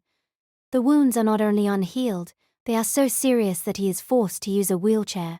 Yet even still, Master suppresses a shudder and speaks. I wondered who you were, so I reflected on it. Servant. I have already introduced myself as Hephaestion. Your class, that is the question. The Holy Grail War is said to facilitate the summoning of heroic spirits by restricting them to certain aspects of their lives and legend. For example, the Saber class could be derived from the aspect of a hero, holding a holy or magic sword, while the Caster class could be derived from the aspect of a hero wielding powerful magic. These classes are said to be also used as temporary pseudonyms, in place of true names, which are supposed to be hidden from adversaries. Therefore, my master has been wondering about this heroic spirit, who revealed her true name, but not her class for some time now. Only now do I understand the meaning behind this. Master took an envelope out from his pocket. This was the invitation letter that had been placed in the safe in the room of the Dean of Norwich. You summoned me to Rail Zeppelin, even going so far as to leave an invitation in the vault, because you wanted your subspecies Holy Grail to misidentify me. You certainly did create a subspecies Grail. Although it may not function as a vessel to grant wishes, you at least managed to make it strong enough to summon servants. Then, to make it even more of a sure case, you called me into the train. As I was once recognized as a master in the Fourth Holy Grail War 10 years ago, it would be easy for the Grail to misidentify me. Furthermore, in order to prevent me from possibly becoming the master, you disguised your command seals in such a way. Master spoke, pointing to the seal engraved on Heartless's hand, one stroke of which had now been lost. But even that was not quite enough. This is because there is a fixed number of classes used in the real Holy Grail Wars. Even if you could mimic some of the functions of the Greater Grail by connecting it to your Holy Grail, you wouldn't have been able to hack the Greater Grail itself. Since you can't call upon the same framework for heroic spirits, you were forced to create an entirely new extra class. Extrabit, from the original 7 classes, which manifest in the Holy Grail Wars. You intended to go through all of this as an imposter, didn't you? Suddenly, I remembered something Olga Marie had said. Everything. Everything. Everything I've experienced on this train journey is as if it is an after-image. Struck by his words. Master added his own part after that. He had said that it was the decisive cog in the wheel that was his theory. The Grail is a fake. The Master is a fake. The command seal is a fake. Usually, this kind of nonsensical magical formula would fail. However, what if the class itself embodies being fake? Well, it's a play on words, after all. You could call it a trick. Yet, magic was originally born from wordplay and tricks. If not, no one would even be allowed to manipulate the tarot, if I may use that as a symbol of the world. Indeed, that would be a fraud. Master says that if everything here is fake, then the basis of the magic here is the essence of being fake itself. Although it was fundamentally absurd logic, I also felt that it fit awfully well. Every nerve in my body was telling me that what my master was saying was right. In other words, who is this heroic spirit? Well, a heroic spirit of imitation could probably be known as Faker or something like that. Apparently, we have the same taste in naming things. Holding the area around the breast pocket of his blue suit, he affirms my master's words. Exactly so. I have named this new class Faker. Imitation? A faker, a heroic spirit of imitation. A class meant to call out the side of a heroic spirit that was an imposter or body double. You wanted to keep that hidden. That is why she never mentioned her class and only called herself Hephaestion. I suppose that's also why she didn't release the true name of her noble phantasm. Saying that, Master looked at the female warrior once again. Then, who would you say I am? Gravely the heroic spirit asked. Neither the train staff nor the Magi would normally leave such a question unanswered. Yet unlike before, Heartless and the servant were not confined by the wards of the bounded field. Their power was simply too great to carelessly instigate. A single person's mystery was enough to cover the entire Rail Zeppelin in hostility. Master was biting down on his back teeth. For what it's worth, it seemed that he was holding back his teeth from the meeting. His fists, hidden behind his wheelchair, clenched so tight that they turned white, and he finally managed to let out a few words. I once summoned Iskandar in the Holy Grail War. However, his appearance was nothing like the Iskandar of legend. In fact, his body, which was said to be small in stature, actually exceeded 2 meters in height, and he was a muscular giant of a man. Perhaps in his younger days he was different, but even so, the color of his hair and eyes was a magnificent vermilion, far too different from what had been handed down from generation to generation. If we follow the legends, Iskandar's hair color was either gold or black. It was even said that Iskandar was a heterochromia with one eye for the darkness of the night and one eye for the blue of the sky. That is. I grunted to myself, because the way that he just spoke, it was almost as if... Yes, this fairy woman... Master's words caused the heroine to shiver slightly. Perhaps Olga Marie was aware of this possibility. Even now, trembling like a fawn, her amber eyes were watching the conversation. Traumatic, you are not Hephaestion. Dramatic, I suppose Iskandar was called as a summon. Yes, that's right. If that relic had been used, no other heroic spirit could have been summoned. However, due to the class of the summoning, an existence similar yet different from the original Iskandar was summoned. For ancient royalty, where assassinations and wars were commonplace, there naturally had to be such an existence. You are an afterimage of the king, the body double of Iskandar. Dramatic Part 2. Tilda. But isn't that strange? She doesn't look anything like the genuine article, yet she's a body double. I couldn't help but interject. I just couldn't accept what Master said. I couldn't understand how she could be a body double when her appearance and gender did not even match. However, in a calm voice, Master continued his explanation. The term body double refers not only to a person's physical appearance. In ancient times, when there were no photographs, it was a rather imprecise term. After all, if Iskandar's true appearance was never known to the masses, there was no need for her to look like him. That is true, but still... Besides, in her case, it probably has a different meaning than that of the ordinary body double. Possibly there is an example from ancient Mesopotamia. You are roughly 80% correct. Interrupting Master's words, the female heroic spirit affirmed. She admitted that she was Iskandar's body double. Imposters, substitutes, faker is the class associated with such people. However, the remaining 20% is wrong. That is the limitation of whodunit. As a deduction brought about by motive, it is correct. Yet it doesn't arrive at the truth itself. The name of Hephaestion belongs to my brother, but I have borrowed it from him on occasion. Brother? I do not wish to listen to any more of this nonsense. Is that all right, Master? Heartless waves his red hair. Then he slowly looked around. As far as I'm concerned, I'm fine with fighting here. He turns to face the Rail Zeppelin conductor. However, it would cost numerous mystic eyes. Even though I have long since retired from the clock tower, I cannot bear such a tragedy as a magus. Therefore, shall we move out from the pandemonium room? When you consider that this is the same person who killed Trisha because he didn't want the incident of 7 years ago to be investigated, and also brought all of us into danger by summoning a servant and the child of Einish, it's clear how outrageous his words are. However, with a servant as support, there is tremendous power behind his outrageousness.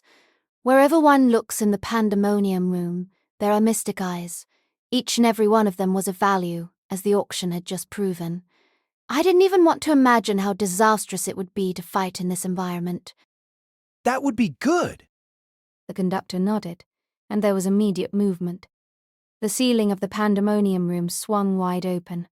Perhaps it was a doorway to transport large cargo. Several twinkling stars could be seen across the night sky. After saying thank you, Heartless called out to one girl in particular. Yvette. What are you going to do? Are you coming with me? I'm fine here. Who was still bound by Hishi's magic, swung her pink twin tails to the side. Annoyed, our agreement was only to work together for the loan, wasn't it? From now on, you will be judged by the Department of Law, and I think I'll just tell them everything without complaint. Regardless of the fact that you are the former dean, I will not be a part of your fugitive lifestyle. Ah, I've been dumped. Dramatic Faker took hold of his hand, and as he raised one eyebrow, she jumped all the way to the rooftop lightly. Let's go. Master squeezes the armrests of his wheelchair. Master, who had been confined to the wheelchair, finally stood up. Of course, his wounds were not healed. He must have replaced his nerves with magic circuits, just as Melvin had done. Master was concentrating so hard that he was dripping with thick sweat. Cowls, Gray. Let's chase them. Worried, instructor, but I understand. I nodded, which was in contrast to Calls, who hesitated. Perhaps that made him more determined, as Calls stepped forward as well. Together, we both put our hands around Master's waist, and then he jumped up by reinforcing himself.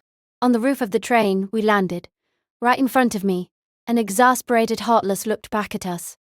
And wait, good grief, I really do think it would be wise for us to part ways at this juncture. As I told you earlier, I don't intend to kill a lord here. I can't let that happen. Master said, casting his head down in pain. Although I tried to land on the ground with as little impact as possible, just standing like this was a definite burden on Master's injured body. You never gave back the relic you took from me.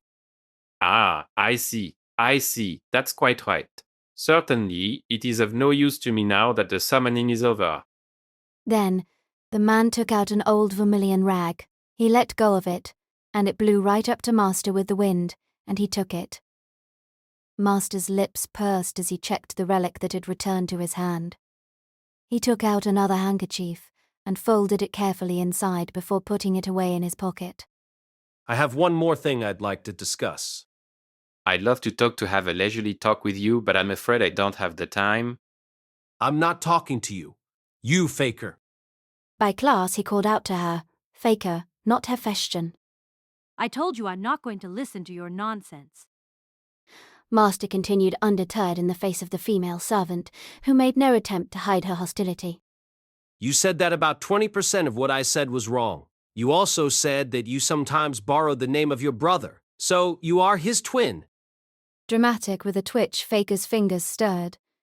Not missing her agitation, Master spun some more words. In those days, it was not unusual for one twin to be raised with decency while the other was left in the care of dark magic, especially since Iskandar's mother, Olympias, was an ardent follower of the Dionysian cult. Top. Originally, I was put to work as the chaperone of that man's mother. I remembered what she had said in the cave. Moreover, Melvin had also talked about it. Iskandar's mother was in charge of the religious ceremonies in Macedonia. If that was the case, then what was the significance of a child being raised and chaperoned by his mother? For some time now, I have thought that the name Hephaestion seems strange. Traditionally in Greece, a normal man would be named Hephaestos. The moment someone goes to the trouble of making a derivation with the name Hephaestion, both gender and origin become unclear. In fact, there was even a queen of the Amazons by the same name. According to one theory, the name Hephaestion means one that makes an offering to the gods. He must have been looking into it for a long time. Whenever it concerns the heroic spirit of Iskandar, regarding the years that Iskandar has lived, Master always casts a faraway look when he contemplates the history of Iskandar. As he faces the far-off ancient era that has long since passed, he also reverts to the spirit of his youth. That's why I know for sure. A king needs subordinates who will never betray him in order to wield his power. It is no wonder that Olympias, who had been working all along to make Iskandar the one and only king, would try to raise a loyal subject from an early age. I think it was that kind of name that was given to your brother. Shut up. Dramatic, the furious female heroine draws her sword. Before her thunderous slash, she was interrupted. Add. Bye! I'm here! I'm here! Absorbing the surrounding magic, Ad unfolds in my hands.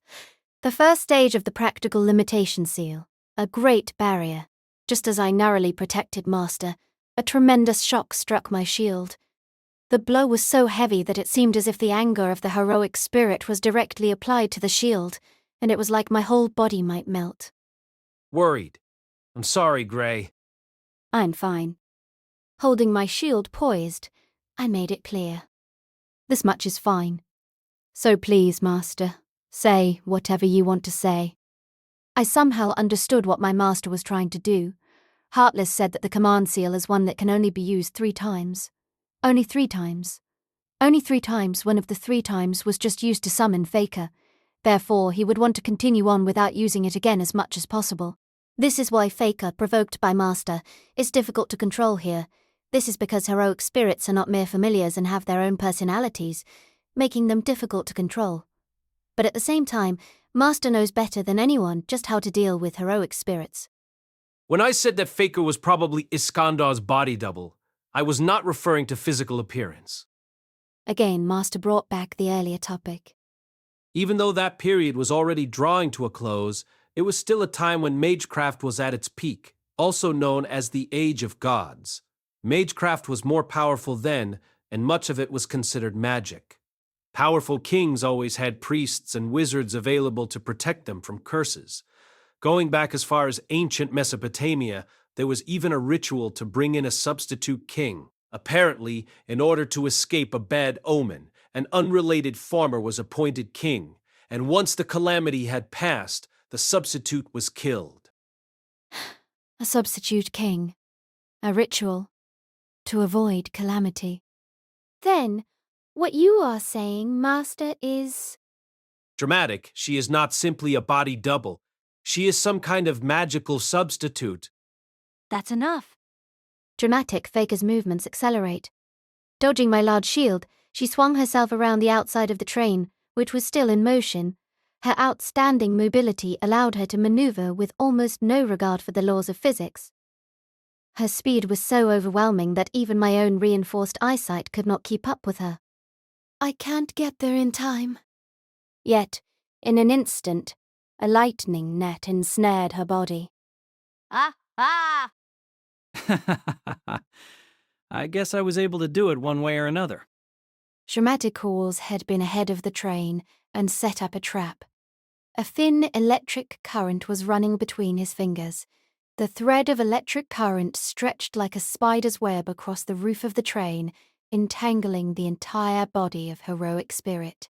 Combining my own body's magical energy with the primeval battery, I intensified my power over galvanism. I've been practicing this with the instructor for some time now. It was like Galvani's battery experiments which also inspired the novel Frankenstein to be written. It was from the perspective of bioelectricity that led to the development of several magical arts between master and calls. In that sense, it was a technique that was appropriate to be known as modern magecraft. Full of tension in his own characteristic fastidiousness and pride, Calls spoke. Perhaps I shall name it the crafted tree, electric death by hanging.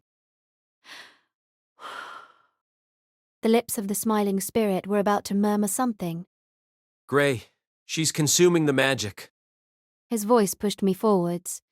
Swiftly, I transformed from the great shield and swung my grim reaper at an oblique angle. Dramatic exactly as he said, she was focusing on consuming the magic around her, rather than attacking her opponents.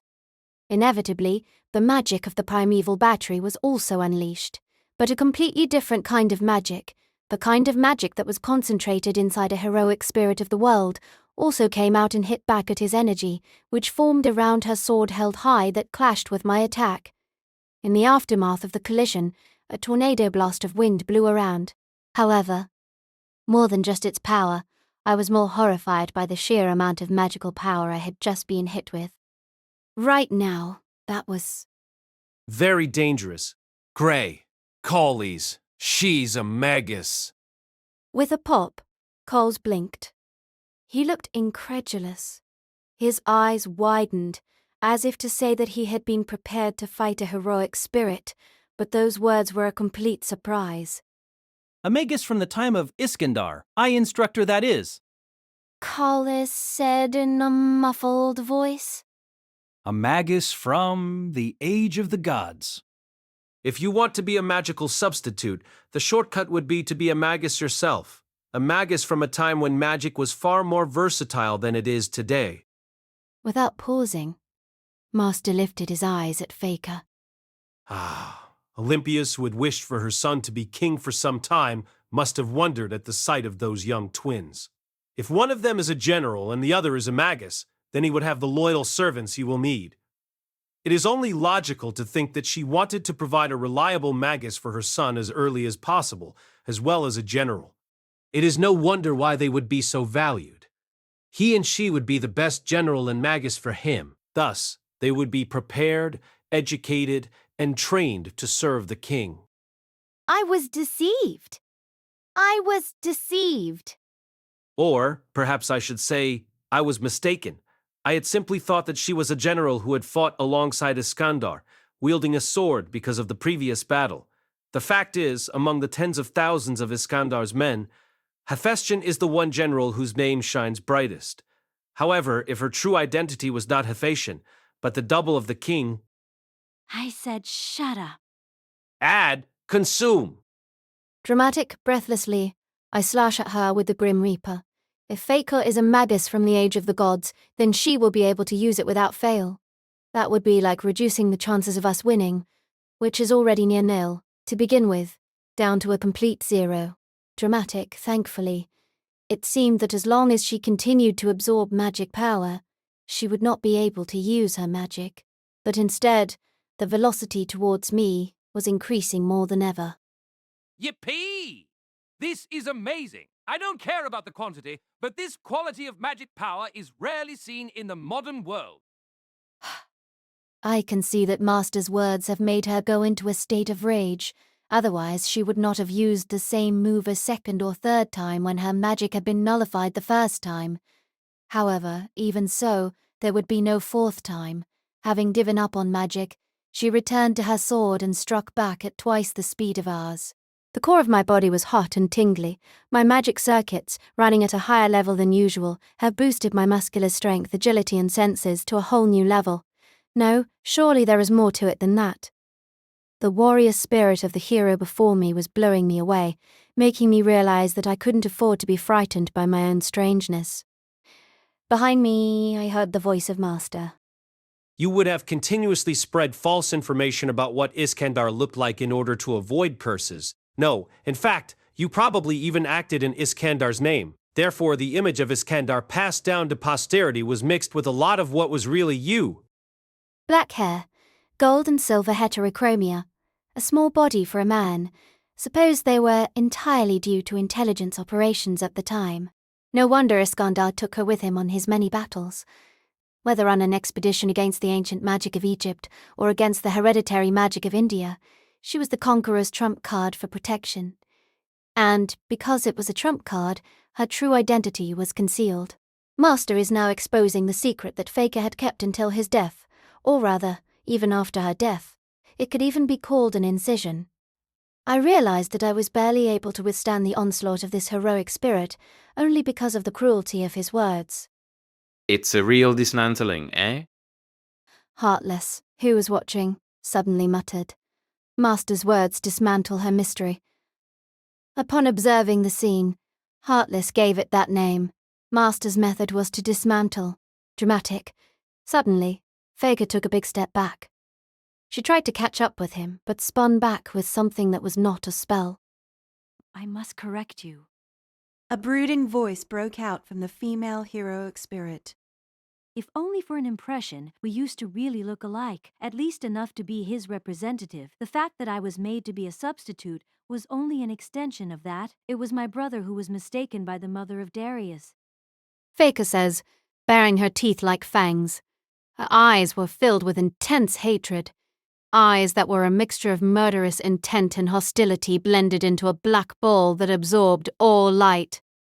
Ah, this no longer makes any sense. If you want to hear it so badly, I'll tell you. I didn't have a name to begin with. No? Name? I was made to be a body double of the king, but I had no unique name, for without a unique name, I would be a complete body double of the king. I could be a flawless shield against any and all curses that might befall King Iskandar. Olympius raised my brother to be a general while drugging the young me to prevent my useless ego from being born. In magic, it is a taboo for private information to be divulged. In certain magical systems, it is said that the accuracy of curses increases dozens of times just by knowing a person's name. If so, then simply don't name someone. She only needs to be an object that takes on the name of Iskandar when she is needed. A shiver ran down my spine. It was something similar to fear, but a little different. Perhaps it was something close to that wish that I would become King Arthur, who had died so long ago. The king nevertheless tried many times to give me a name, but each time I strongly refused. When I needed a name other than that of the king, I borrowed the name of my brother Hephaestion. That is all there is to it. That's all there is to it. Magus? Well, that leaves one last question. Without missing a beat, Master interjected. Why didn't you appear in the Ionia Heteoi? Theka's visage becomes dyed with fury. Her blade accelerates into a seething, murderous rage. Realizing that my Grim Reaper could not deal with this, I returned to being a great shield. Dramatic, a thunderous roar resounded as the great shield crashed with her sword. The sound, which became a series of echoes due to the sheer velocity, resembled some kind of orchestra. A powerful blast struck to the core of my reinforced body, making me grit down on my back teeth in order to hold my whole body together. You said that the king wanted to give you a name. Master shouted as he spat out blood. Although he was protected, the many reverberations over the entire rooftop were enough to open his wounds. I could faintly smell the scent of blood. If that is so, then he couldn't have accepted your situation. He could not tolerate the fact that you were treated as a nameless thing, not be able to take his place if you did. No doubt you were one of the few truly loyal subjects of King Iskandar. As such, the reason you were not in the Ionia Heteoi is— Shut up! With a roar, almost as if an oversized bell had been rung, my body was blown away. Teipor, that was too fast. The moment I thought of falling off the train, I felt pressure on my back. Coles, who had been reinforced in advance, had been able to catch me. However, this meant that there was no one left to protect Master. Master! With my entire strength, I jumped. Faker's blade swung down towards Master's brain. dramatic. It is because you yourself hate the Ionia Heteoi. Possibly, those words momentarily slowed the sword of the female heroic spirit.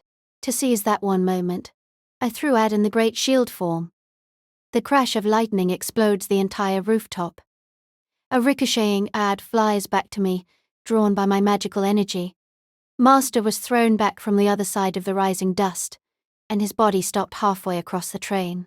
His glasses, which had fallen from his eyes, fell from the train. There was so much sticky blood that it looked like a puddle. I watched with bewilderment as my master slowly picked himself up, clutching his knees. You have stood proudly, Sondara. Heartless murmured, impressed, but I see now. Despite knowing the same Holy Grail war, there is a big difference between a spectator who has only witnessed its aftermath and a survivor who has actually experienced it. You certainly know how to deal with heroic spirits. It seems you know how to face them as they are, which is a strength that cannot be measured by modern wisdom. I've been through many things. The master laughed bitterly, exuding pain. I can't say whether it was emotional or physical pain. Heartless nodded a few times, then scratched his cheek. Unless I do something about you, Faker won't let me leave this place. As you can imagine, I can't just use another command seal here because if I do, our relationship will become irreparably damaged. Making an enemy of you has become quite a pain. Even at this stage, the red-haired man laughed softly. So it can be helped. Any more of this is an obstacle, so allow me to put up a fight as well. You as well? Yes, just like this. Heartless's hands gently pressed against where his heart should be. Suddenly I felt something turn inside out. Not me, but outside of me. I felt nauseous for a moment, as though the world had inverted its skin. I could sense its direction too. In the darkness of the night, in the path of a travelling train, something was born. Now, what? It's not quite an imaginary element, but I can bring out something similar to that, instead of a heart. Mysterious, quietly, Heartless murmured. In place of what was lost, there was also something gained. It is likely something different from normal magic, invoked by means of incantation and gesture, and with the driving force of a spell or magic foundation, it calls forth a falsely similar series of phenomena. An irreplaceable perk acquired in exchange for being kidnapped by fairies. Incidental, did you really think that the child of Einash had vanished so easily? Even if the child is no match for the main body, it is still a great mystery that won't be destroyed so easily. The magic that swelled up at the end of the track gave me a sense of déjà vu. It was a feeling I had experienced only half a day before. Heartless. I secretly retrieved the damaged nucleus of the child of Einash and sealed it up in an imaginary pocket. Just a few moments ago, I liberated it in front of this train. After all, they're tough to kill, to begin with. So the more they are hurt, the more they will charge after their enemies. With these words, a strange noise echoed. Coming from the other side of the tracks were tendril-like tree branches. Its icy exterior was unchanged, yet its bark was clearly visible, pulsating with blood-red vermilion. It was as if the wounded child of Einash was morphing into a new form under the extreme conditions it was under. It has changed from before. Under these circumstances, it has become starved more than ever. Now, what is the thing that has the most magical power in the vicinity? Such a thing was obvious. The Rail Zeppelin was now being devoured by the child of Einash, as it was wrapped tightly in the icy branches. Hishiri quietly put her glasses back on. The deadly struggle taking place on the roof of the train was reaching her with a terrific roar. However, apart from that, she also felt the emergence of a formidable magical force. She moved closer to the elegantly decorated window and opened it briskly. On the other side of the track, she sees a strange, tentacle-like branch stirring. Annoyed well. Annoyed Hishiri shakes her head in dismay. No, yes. I knew he must be up to something, but I didn't think he was planning to reuse the child of Einash. As expected of the former dean, I should say. You mean the child of Inas? The bound Yvette reacted to her words. Her eyes were sealed shut, so she had no way of checking, but it seemed that she had not forgotten the horror she had experienced in the previous breakout. By no means are you calling the Department of Law inept, are you? Rains teased in amusement. After having exercised flight magic from London to here, Rains had almost no reserves of magical power left. That is why she had given up on helping her stepbrother, Lord El-Melloi II, but that was also why she felt a strong sense to at least do something about this situation. In contrast, Hishiri turned to one Magus. In the meantime, we will need your help, Jean Mario.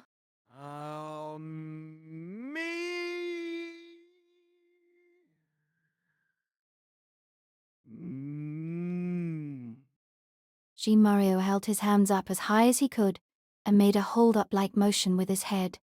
His expression was not as carefree as his gestures, but rather, he looked so gaunt that he looked as if he might die at any moment. Your familiar would be great for checking the situation. I mean, you've likely already done that anyway. Well, at least about 87 of them anyway. Small jet-black particles spilt from his sleeve. Minuscule spiders were slipping outwards through gaps in the train. He had observed many things with these familiars before the auction, so this kind of preparation would have been natural for him. Then, first of all, we need to deploy as many wards as possible outside the train. That serves no purpose, Miss Department of Law. And then, a voice crept across the carpet in a low tone. Hishiri looks back. The silver-haired girl had spoken with a depressed look on her face. Is there a problem? I've been looking through the ley lines before you. This is the most effective technique. I can do this best if it is the child of Einash we're dealing with. I see. so you can see from the sky using the ley lines. I'll leave it to you then. Is that fine with you? Title cast by Artale Studio. Please subscribe to our channel if you enjoy listening. I'll be fine. Comber, her gaze was fixed on the head of Trisha Fellows, which was still on the carpet after the disappearance of Heartless and his servant. Having picked up the head and gently placed it on the chair, Olga Marie faced it for a moment. Yeah! I surely wouldn't want to do this. She whispered to herself. Hishiri then went on to question the conductor. What are you going to do about this? We will not interfere with a quarrel between magi. The conductor spoke in his usual emotionless voice. However, we cannot allow Rail Zeppelin to be disgraced any further, particularly if it is a bastard child of the dead who is the same as us. We shall deal with this one in our own way. He answered firmly and spun on his heel. They probably have their own ideals, a fight based on their own beliefs, different from those of the Magi, yet equal in their own way. Once he was seen off. Hey, Mr. Hishiri, can I do a plea bargain? She was tied up behind her back, and her tone was very light. It was as if to say, "Yesterday I ate your lunch, without your permission, so today I'm going to share mine with you." Analytical. A plea bargain, is it? Scheming? Yes. To begin with, I wasn't involved in the summoning of Heartless's servant, was I? I didn't go along with him when he asked me, and I don't really think it would be that much of a problem from the clock tower's perspective if I just score some points here, do you? Fine.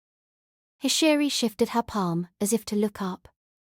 At the touch of a gentle breeze, the fabric that had sealed Yvette was untied and lay at her feet. Dramatic foo-foo. You foolish sorceress. You have freed my seal. Wait! Don't leave me in the dark. Don't look so serious and leave without me. You'll miss me. Oh, God. She can be so flippant. Ah, yes, Melvin. I helped you with the child of Einashi before, so you can let me go, right? Please! I have no choice. I'll help you. It seems you're involved with Waver too. Having been forced into the conversation, Melvin shrugged his shoulders. However, the young man felt that he had no choice but to agree with her. Melvin opened the violin case he had been carrying all along. The contents appeared to be a nondescript violin, just as one might imagine. With the violin poised on his shoulder, the pure white young man spoke in a very condescending manner. Arrogant, I very rarely use tuning devices for free unless my mom asks me to. So I urge you to listen now with an open mind. The Magi looked at their roles and were about to make their move. However, another figure took advantage of the opportunity and came running in. It ran with astonishing speed into the pandemonium room and ripped the transparent tube that had been left on the platform next to the auctioneer, who was still standing. Shocked the mystic eyes of transients. A mournful voice echoed through the carriage. Tilda Part 3. Tilda. I found myself staring in a stupor at the sight of the child of Einarsh's approach. It was like a tsunami of earth. Branches of icy trees writhed and slithered, transforming into a swarm of fearsome serpents that surged toward the Rail Zeppelin. Nothing could compare to the sheer volume of branches that attacked us now, even compared to earlier in the forest of ice and snow when we tried to escape using black keys. The deadly child of Einish was using up its entire existence just to try and devour the train. My throat becomes dry. I can't help it. Even if I were to release the treasure hidden in Ad, burning all of it away would be impossible. I could feel despair robbing the strength out of all 5 of my senses. That's enough, Faker. Even at this late hour, his smile was still soft. Smug leave the rest to the child of Einash, otherwise as you are unmatched here in magical power, you will be targeted first. It's somewhat regrettable, but if the child of Einash simply devours the train, then even the death of a lord can be disguised for a while as an accident. Annoyed? The female heroic spirit turned on her heel. Firm, wait. Faker. I'm not done talking.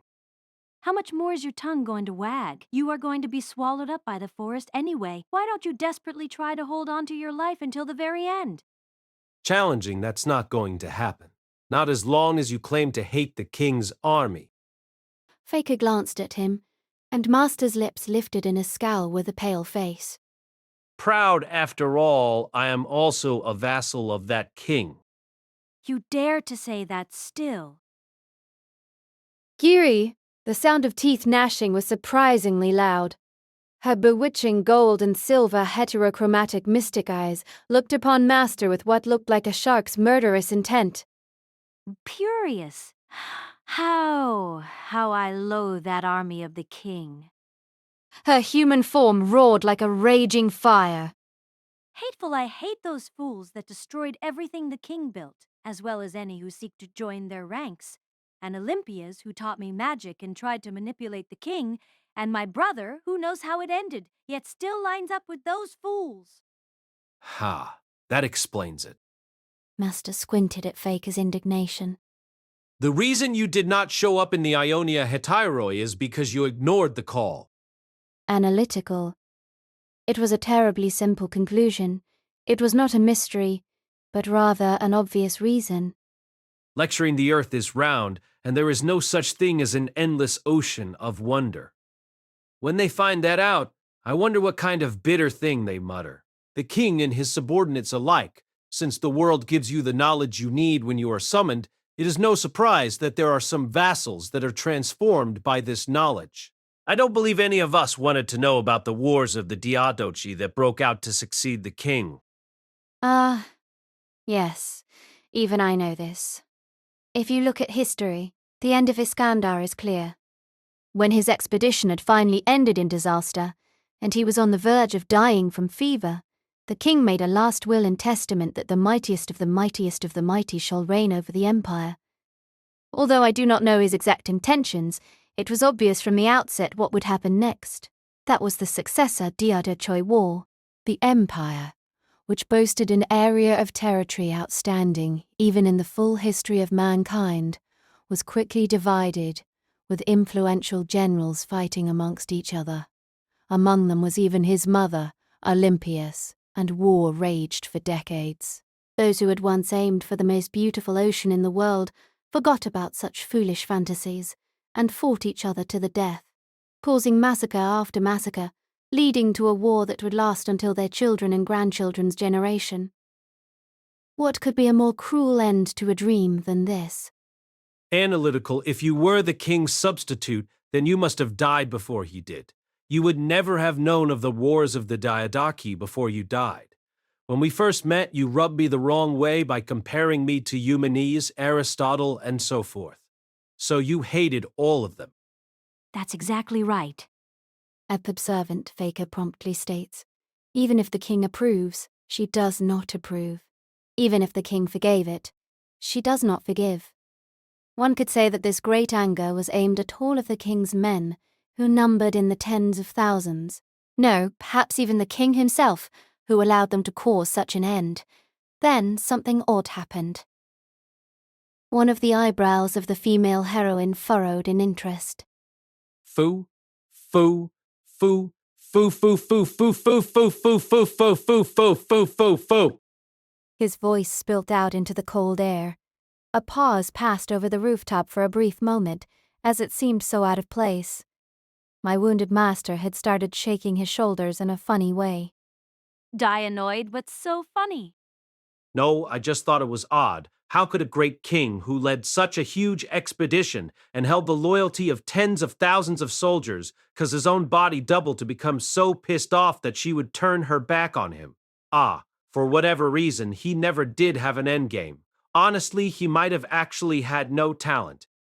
With a cough, he cleared his throat. He frowned faintly, as if in pain, then continued with, "Thank you." That response caused Faker to stop breathing. I've been pondering it all my life. There has not been a day in the last 10 years that I have not been thinking about this. When I thought about going forward to where I needed to go to follow his back, I didn't know what I should do. After all, I was a talentless person and not a heroic spirit. All I can do is watch in a hapless manner as the talents of my disciples developed and flew past me. Master said slowly, as if piling each word on top of the last. A decade that has been awfully difficult and compressed. Proud, but I can say this with pride. Wherever and whenever I meet him, I can definitely boast about all this. I think I can be forgiven for repeating this story a few times, and if my rational mind doesn't allow me to tell the same story, then a little help from alcohol would be nice. Ah, I never dreamt that an opportunity like this would ever present itself. How can I not thank you profusely? Confused. What are you talking about? Hmm? What I mean to say is, I bet he wouldn't be able to contain hearty laughter if I told him that I gave his favorite body double a good beating. Everybody went silent. The bold statement made even Heartless, not to mention myself and Cools, stop breathing. Faker, too, stiffened as if mesmerized by mystic eyes. As if the words of Master just now were lost great magic that no modern magus could ever hope to match. Eventually, You can never win against me. observant as if grinding her teeth, Faker let her voice out. Master did not respond directly to these words, but rather turned towards me. Gray, could you help me for a second? Yes. I couldn't help but be impressed. How strong-minded he is. How stubborn. How can this man, who smiles unyieldingly and tries to stand up, be so... This is so beautiful. I wanted him to be seen. I wanted to go and tell him, to the king that this man looks up to so much, to Iskandar, the heroic spirit who is etched in history. I wanted to show him what this man looks like now. I felt a surge of strength in my body which I had thought had long since burned out. Threatening if you would let me, Master. I had intended to be loyal to you in this world, but I cannot overlook such provocations. Exasperate. I knew this was going to happen. That's why I tried to stop it. However, it can't be helped. So let's get on. His blue suit fluttered in the blowing rooftop wind, scattering his lamentations into the darkness. As he was mid-sentence, something black suddenly stabbed him in the foot. The blade, with its unique form, made me stare wide-eyed. A black key! A new figure appeared on that rooftop, an old man with a jet-black coat and a large scar on his face. He had his eyes tightly closed and was clasping 3 black keys in each of his hands. So mocking, how can you come after me if you are blind? No. The old man said in refutation. His grey hair blew until it too came to rest on the cheeks of the man holding his black keys. I got back what the auction took from me. Shocked, his eyes suddenly opened. The mystic eyes had been forced back into Karabo's eye sockets. It was not a very careful transplant, as shown by each eye facing different directions. Obviously, they could not function as eyes in that way. However, Some lecturing D-plugs. Essentially, the removal and implantation of mystic eyes require the linking of the transplanter and recipient. Spiritually, a kind of psychosurgery. It's the removal and transplant of the link between the eyes and the body. Therefore, the original owner of the mystic eyes, even more so when it is less than a day since the operation, can still make use of those mystic eyes. even if they cannot be used for vision, they still function as mystic eyes. Intense Karabo's black keys shot through the air. His combat skills were in a realm that I could never imitate. In terms of pure physical manipulation, it greatly surpassed even Fakers who had lived in ancient times. Faker dutifully followed Heartless's words. Certainly their blades never crossed paths. Karabo and Faker's bodies intersected for just a moment, and then separated again. Yet, it was just a fraction of a second too late, as Faker's sword was severed. Oh, I see.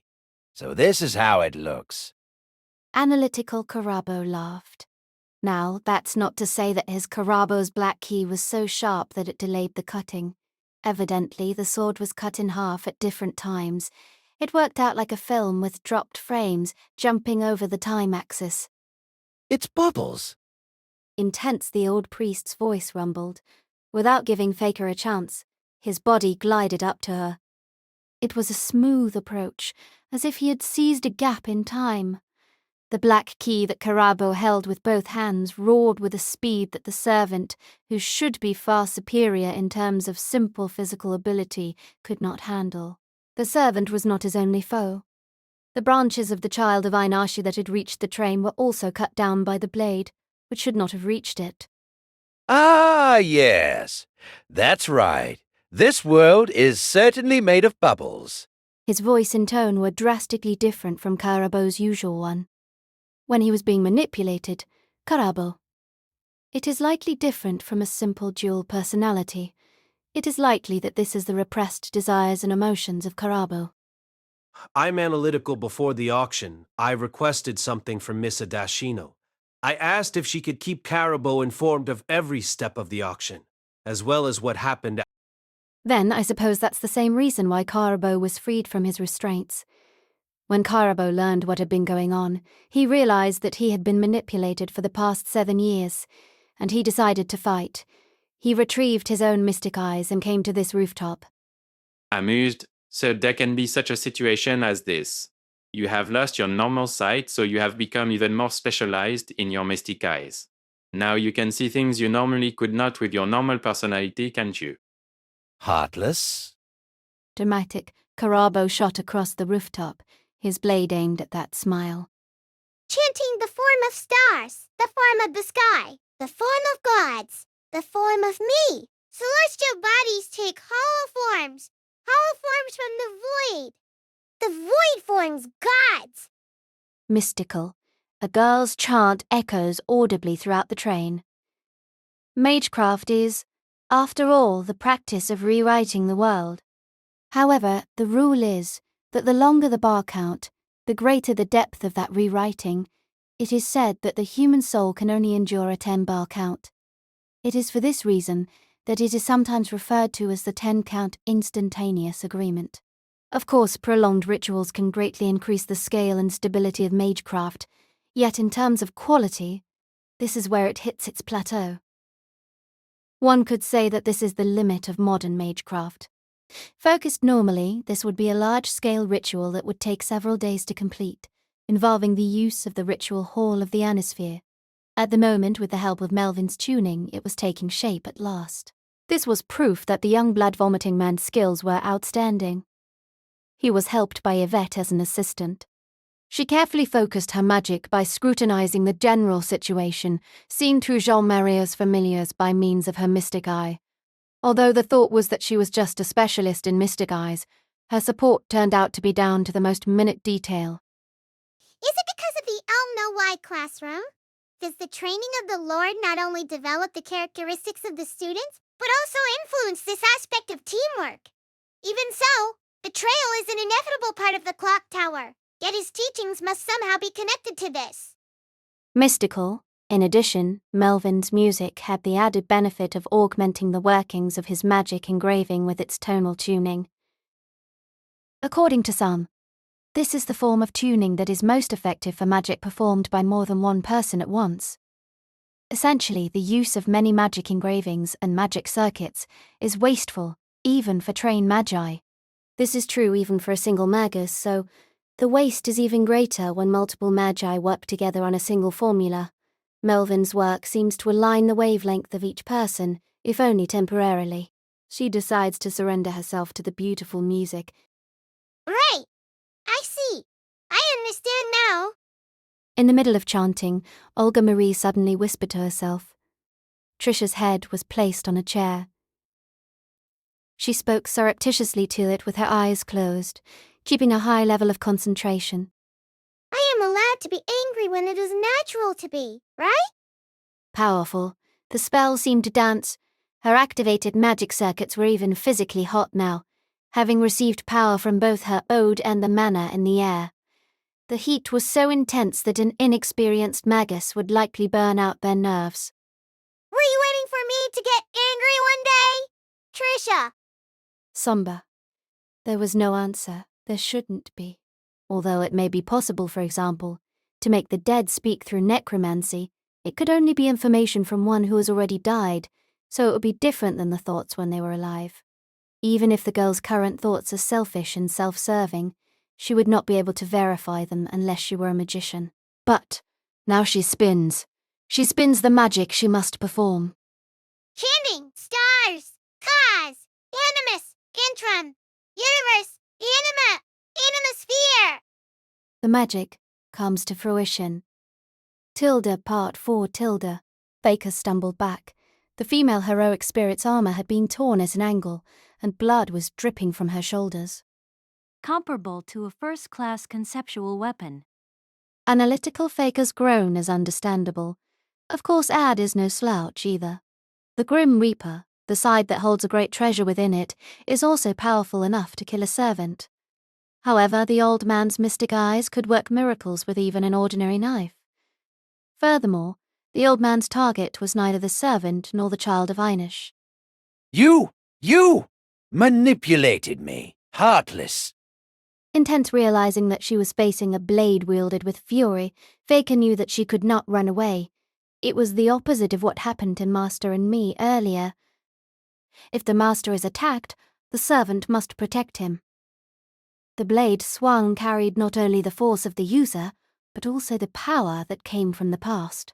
Since the train is running, slashes placed in front of the train are immediately left behind, so in other words, the slashes keep changing location over and over again, attacking from each direction. Once in the range of the slash, neither spirit nor matter can defend against it, as it was an attack that came from the past. Even though Faker's fighting power far exceeds that of humans, she could not dodge the attacks, which were a kind of twofold doppelganger phenomenon, forever. However, even if that was enough to keep the Faker at bay, it was not enough to beat back the child of Einish. Perhaps having learned from previous attacks from Karabo, it was now circling around and closing in on the train from a difficult angle.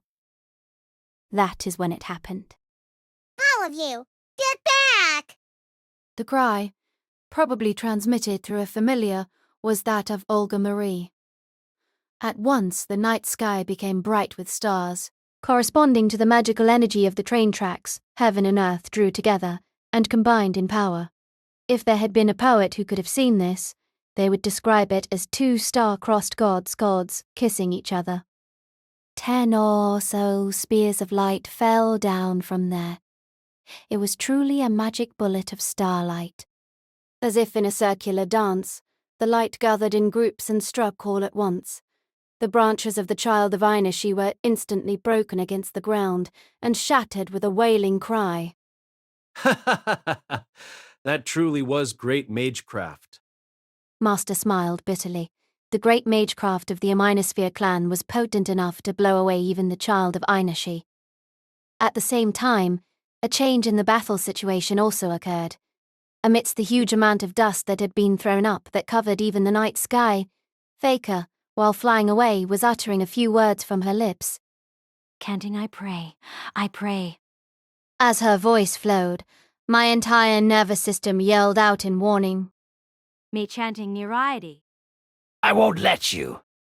Again Karabo lunged from her side.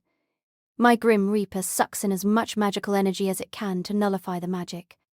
No, override would be more accurate. The magic from the Age of the Gods is a decoy. Faker would not repeat the foolishness of magic, which had already been nullified several times by my Grim Reaper. Possibly, what she was repeating several times, even though it appeared to be in a rage, was a preparation for setting up the final trap. She had a smile on her face as she played her trick on Karabo and even herself, yet Karabo charged in any way. Triumphant behold!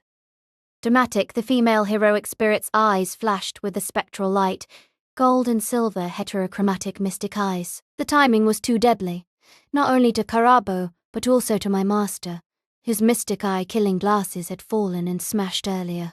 Faker, a great warrior, must have naturally included this in her calculations. Immediately, Karabo's movement stopped awkwardly. When it comes to noble color mystic eyes, the effect is not greatly diminished, even if the target has lost their sight. A kick unleashed in that moment gouged his chest and sent him flying several meters, which crashed and bounced several times onto the rooftop, was like a skipping stone. With that, her mystic eyes had caught us. Not good, I felt my hands letting go of my scythe as my control over the cells in my body was directly eroded by those beautiful mystic eyes. Saul, there was still no end in sight to the attacks of the Child of Inish. Even with Carabo's cutting it to pieces, and Olga Marie's great magic, it was only the first wave that had been burned away. The nucleus of the tree was still to come, and as long as it remained alive and well, the assault would continue. Of course, the crew of the Rail Zeppelin were aware of this. Since both sides were the creations of senior dead apostles, they knew each other's situation to some extent. Although they did not imagine that they would fight each other like this, they had already guessed each other's moves. Rodine, the conductor, however, was rigid in the driver's cab. For there was a white woman standing there. Acting manager?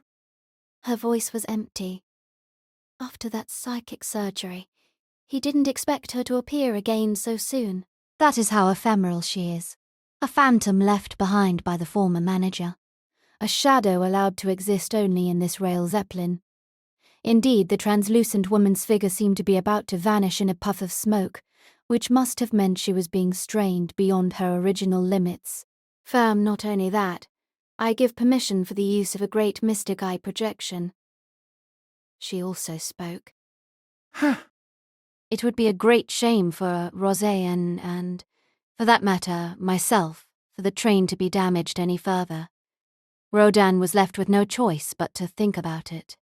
Eventually, his eyes opened with determination. I understand. I will follow the instructions of the deputy manager. Leandra, I see that you have returned. Yes, sir. The auctioneer nodded as she returned from the pandemonium room. After witnessing Carabo's outrageous act of twisting the stolen mystic eyes of transients into his own eye socket, she was once more surprised. She did not expect the deputy manager to reappear, as she was not yet recovered enough to implant the mystic eyes. If she had, then she would have appeared there too, so knowing this, Carabo screwed in his own mystic eyes without any hesitation. In less than a second, the auctioneer's fingers drifted to the wall. There. She picked out one of the tubes lined up containing a new mystic eye and inserted it into a concave in the driver's seat. The inserted tube was quickly swallowed inside and disappeared completely. Mutual mystic eye loaded. With the instruments at hand, he watches the reactions between the mystic eyes and the train's instruments. The conductor's fingers moved delicately as he watched the needles on a number of gauges oscillate and took in their meanings. They were instruments that he had never handled. He thought they would perish without being able to use them until just now.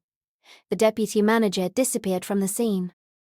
Commence Mystic Eye's projection sequence. Connection with the Mystic Eyes has been completed. There are 3 characteristics more to analyze. 3, 2, 1, finished. Stretchability of the characteristics of the connected Mystic Eyes is secured. The spiritual regression lens, Rose Eye, is deployed. Unsettling along with his words, the engine in the driver's cab made a strange noise.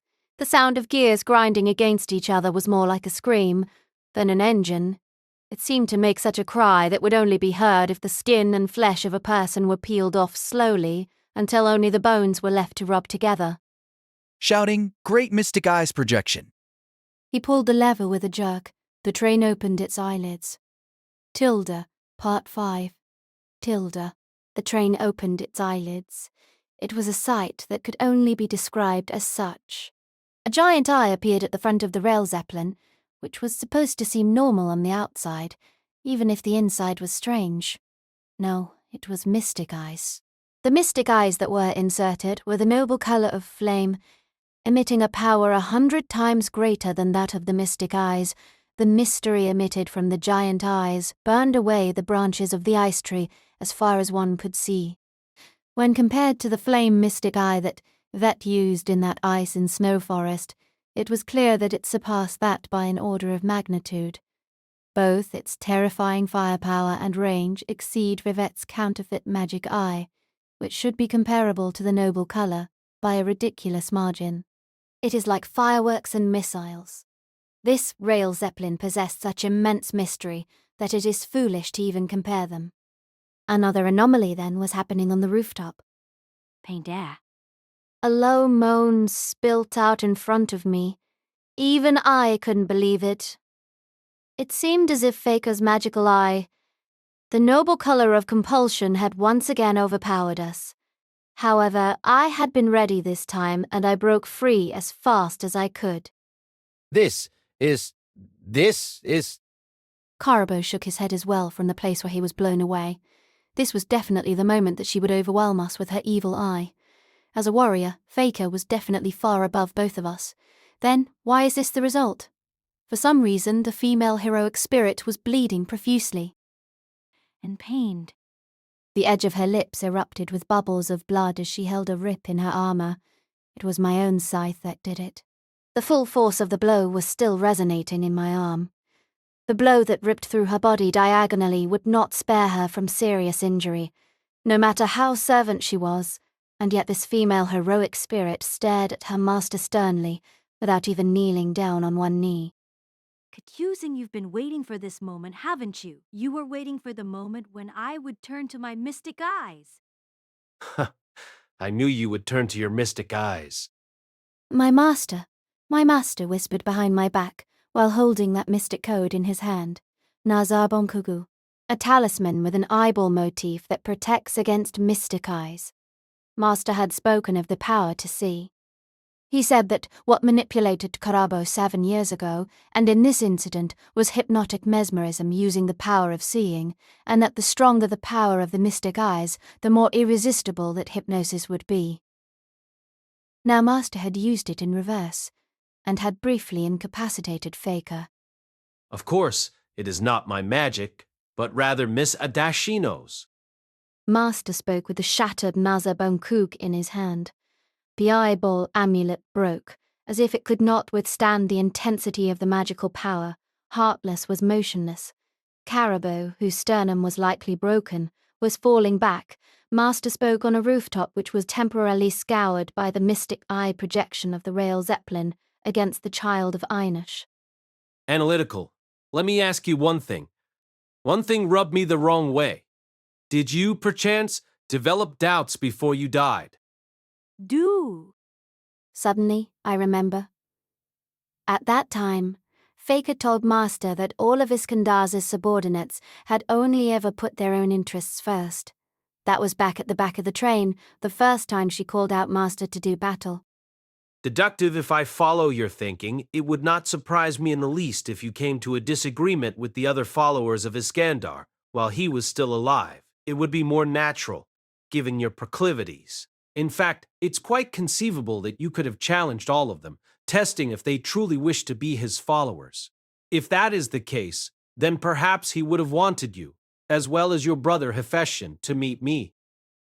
Fuck you, the woman said in a hoarse voice while Master smiled faintly and bitterly. Ernest, don't you dare speak of my lost king, you fool who merely played soldier for half of a month. It can't be lost. The shadow of that king. Even if the kingdom built by the great king is shattered, even if the generals kill each other, even if it is forgotten by all, and even if he is erased from history, its meaning will not be lost. That is why I am here now. Faker shouts. Her broken sword roared. I should have been alert enough to catch it, but my own body had started to grow lethargic. This was fearsome endurance. What kind of a heroic spirit is this?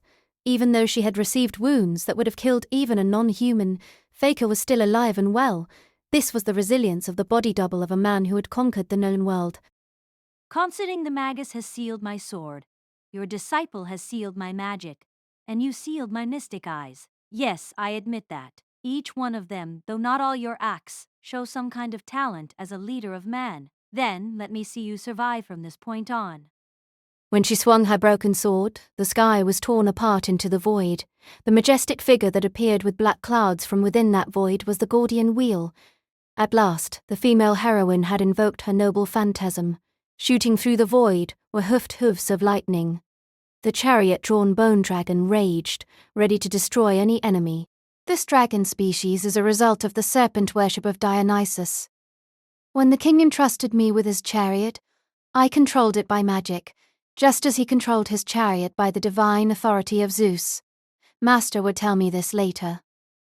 It is said to be a relatively widespread myth within the Greek culture of the Age of the Gods, as for example the witch Medea of Colchis vanished on a dragon chariot after killing the treacherous Jason. That is why Master must have been able to discern that this heroic spirit was a sorceress. Is this fine, Master? It is your choice. Smiling innocently, Heartless jumped into the chariot. As soon as Faker swung the reins, the chariot arced wide, running alongside the Rail Zeppelin. Once they had gained distance, a pause was the only thing between now and death. This was the true value of a heroic spirit that could crush the entire train, let alone us. What do we... I looked up and groaned to myself. Carabo's black keys would not be able to reach them, and as long as it is located above the flank of the Rail Zeppelin, it would be out of range of the great mystic eye projection seen earlier, and moreover, it is unlikely that Olga Marie's great magecraft would be able to be fired again. Trusting. Gray, it is all up to you. Master said that and sat down on the rooftop. Shocked. Master! Firm, I leave it to you. I leave my entire life to you. Master nodded his head to affirm that again. The great mystic eye projection dealt a severe blow to the child of Inish. Nevertheless, the staff watching on had not the slightest sense of superiority that they had struck a blow. That was to be expected. Expelling the mystic eye. With a thud, a transparent tube was ejected. Inside the tube, a mystic eye which had just used its mystery was cruelly transformed into a black eye. Neither the conductor nor the auctioneer lets a word slip. However, the meaning was clear. In just one use, the mystic eye had been burned out. How many magi would scream at the sight? Even if some of them would have a stroke, it would not be a surprise. A rare mystic eye, which is comparable to a bag of precious stones, was used up in a single shot of the projection. Payne the conductor bit his back teeth, and cold red blood dripped down to his chin. It is no wonder that he hesitated to follow the deputy manager's instructions. Although he was trying to protect his former master's train, he had to use up the collection to do that. If he could have just died right now, then he would have chosen that end for all of them. However, the mission does not allow it. However, the mission was to protect this train, which was the last mission entrusted to them. Even if the former manager had nothing more to say. Continue. I'll load the mystic eye. The auctioneer whispered and inserted a new mystic eye tube into the recess. The conductor no longer let out even a single grunt. From beyond the burnt-out tips, new branches of death could be seen avalanching in. The child of Anarchy has not given up yet, just as they have not given up on themselves. Then, they knew what they had to do. Confirmation of the completion of mystic eyes. Start the second projection sequence. Connection with the mystic eye is complete. Analysis to be completed in 3, 2, 1. The reason why he does not exude sadness in his voice is that he is a professional. Again, he pulls the lever he does not want to pull. Shouting great mystic eye projection. Dramatic the great mystic eye, glowing eerily, quickly killed the icy tree branches that surged towards it. Together with the train's mystic eye releasing once more, the chariot drew a beautiful arc across the night sky. It was like a rainbow, I thought. If magic were visible to the eye, I am sure a brilliant light would have been reflected on my retinas. My ears, which had been reinforced beyond their limits, even heard a voice from the chariot. Anguished. If I hadn't died when I did, that schism wouldn't have happened. It was a scream. It was a lamentation. It was the inescapable stigma that was carved into the souls of so many heroic spirits. I suddenly remembered a dream I had yesterday. Why did you seek this? Why did you not let go of it? You knew it was a dream, so why didn't you let it go? Answer me, Iskandar. I wonder which Iskandar that was a cry to. Was it to the real Iskandar or Faker herself? I felt it was both and yet neither. And then, as if to forget such factors, her beautiful lips began to weave a mouthful of words. Enchanting my allegiances to the king. In this moment, lend me the name of Thunder. Put analytical. The release of the true name. The quintessence of the treasure that Faker had never ultimately used in previous battles. If so, there is only one thing that can counter it. I am going to have to break through. Focused cool the mind, stop all unnecessary functions. I am but a cog in one great mystery. I become part of this mechanism and I sharpen my precision. I reach a place far away from fear and hesitation, and I emerge into a trance-like state of consciousness. Ah, if that is so, then this must be the sound that starts my operation. Chanting grey, rave, crave, deprave, analytical. The incantation overflows, my self-suggestion brings me even deeper. There is enough mana. Being on a ley line together with the presence of the Rail Zeppelin and the relentlessly approaching child of Einish provides more than enough energy for me to take in. In this environment, there is no doubt that my noble phantasm can be deployed. But will it reach? Can I defeat that chariot? No matter how well I can wield the shining spear Rongominiad, and even if Faker is in a class that represents fakes, the true power of my opponent remains the same. Can I overcome such a monster? Despite these doubts, my lips, which have become automatic, speak the predetermined words. Chanting grave calf for me. Please calm down. Somewhat supported by calls, the blood-stained old man walked towards me. The blow received from the faker seemed to have been more serious than expected, and his open wound revealed the whiteness of his fractured sternum inside. Parabo, I cannot speak. I'm already in a trance, and the ad deployment process has disassembled the scythe into a pillar of light. On the other hand, Karabo's eyes were clouded white, yet they were still shining as if dazzling. Oh, I'm surprised. That is a noble phantasm. To think that it could be wielded by a human. Has the impulsive personality from when he was fighting the faker already disappeared? Or was it because of my self-hypnosis that Karabo's tone of voice had returned to the soft one I knew? And now Karabu is advising me gently and quietly. It seems that this spear is filled with prayers. 13 condensed forms of prayer. Is that a sight, seen with his mystic eyes? I don't understand it myself. But the old man smiles kindly and speaks. Listen closely to the voice of the spear. Listen to the way someone prayed a long time ago. You should be good with that. The way someone prayed a long time ago. What is this? What is this? Why? Why is it that Ad's voice can be heard from within the pillar of light? Way the things ought to be has come. Hey, Gray! All this time you have been slumped up in the corner of a room hiding behind your hands. You have never really thought about what you wanted to be, have you? Ad. Observant Karabo blinked several times at the sound of the raspy voice. Regardless, Ad continued. Urgent, but hey! It's time for you to ask yourself, what do you want? If you want to do something here, you need to say it. If there is something you want to protect and want help with that, no one will know unless you say it. Pained capped Ad, you. I felt pain in my heart for some reason, as this person was terribly talkative. The only friend I had back in my hometown asked me that question. I remember that, when I was a child, I was often called something like stupid, grey, which made to cry. The longer I was there, the less I was called that, and it completely disappeared after I decided to follow my mentor to London. My voice spilt out. I'm in a trance, so I'm terribly awkward. I don't know what my true feelings are. Even so, I will do my best to put this into words.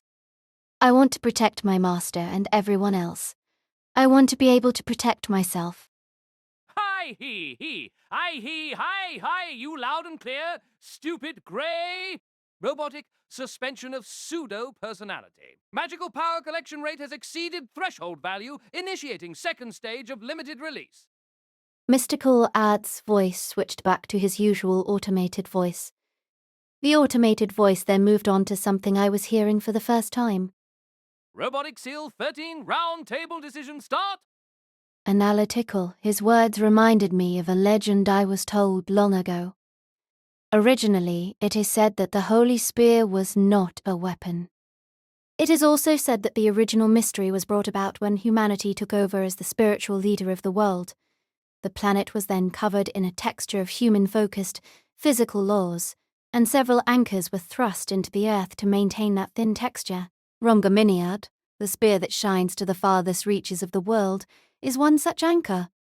This anchor, created to sustain the world, was placed in the hands of a Knight King, who sealed it in the image of the king and his knights. Analytical, in other words, the seals restrict the power of the Holy Lance. 13 seals. The true Holy Lance can only be released in a situation where multiple prides and missions can be accomplished. The number of votes required for a complete release is 7. Now, inside the Holy Spear, a round-table vote is declared. Firm. This is the battle for life. Dash approved. K. Firmness is the battle against a stronger foe. Dash approved. Bedivere. This is a battle for humanity. Dash approved. Gaheris. Firm. This is a battle for truth. Agravain. Firm. This is not a battle against spirits. Dash approved. Lancelot. Popful by no means was it all of them. Only 5, not even half. However, the 5 seals that had just been unleashed were now gushing out from the spear with a light I had never seen before. More than anything else, the fact that so many prayers were being acknowledged and encouraged supported my heart. I make up my mind. Robotic Phase 3 limited release is now in effect. Focused along with the new automated voice, I, in a trance, had moved on to the last sentence. So, praise, compose, ancient mystery, may you now perish. Sweet mystery, may you return to nothingness. In the distance, I saw Faker swinging the reins. Shouting ride forth, hecatic wheel. The chariot turned into a shooting star with the moon behind it. What an intense and beautiful star overtaking the earth. It goes without saying that the amount of magical power that gushed out was enormous. Should the assault of the anti-army noble phantasm hit the earth, it would have easily created a crater or two. A fierce star, clad in lightning. With that, I slowly raised my spear. Chanting Holy Spear. As I looked up at my own spear, it occurred to me how dazzling this light is. How my heart is boiling. Did every knight in the old days have such a burning heart? The chariot was now right in front of me. The lightning was so fierce that I thought my eyeballs were being burned out of my head. As if in response, the holy spear in my hand converged into a purer light. Converged to the extreme, the light pulsated and seemed to be about to break out into a frenzy. Powerful. Come on, scream. Let loose with a roar. Shouting from the farthest ends, Romgaminiad. A twisting light rushes through the air. The scorching heat and the lightning was lukewarm compared to this. A torrent of light shot out in a straight line from the roof of the Rail Zeppelin into the night sky, annihilating all matter. Wherever you are, heavenly country, wherever you are, my light will shoot you down. Inside the light, the hecatic wheel had also disappeared. The light that shoots down even stars is soon absorbed into the arms of the night, as if it were destined to be. How did this? Weary, I whispered to myself, stunned, as I unpacked everything. Normally, I would have been comatose. In fact, I think I was unconscious for a few seconds. Perhaps I had been unconscious for tens of minutes or hours without realizing it. If I could, I would have fallen down and slept like a log. It wasn't only my body that was screaming, but also my magic circuits that had been overworked. Exhaustion was settling in my brain and nerves, and I felt like I was sinking into mud up to the top of my head. But I couldn't collapse just now. I was convinced that if I collapsed here, I would not be able to get up for several days. There were many things that needed to be done before then. Turn inside out.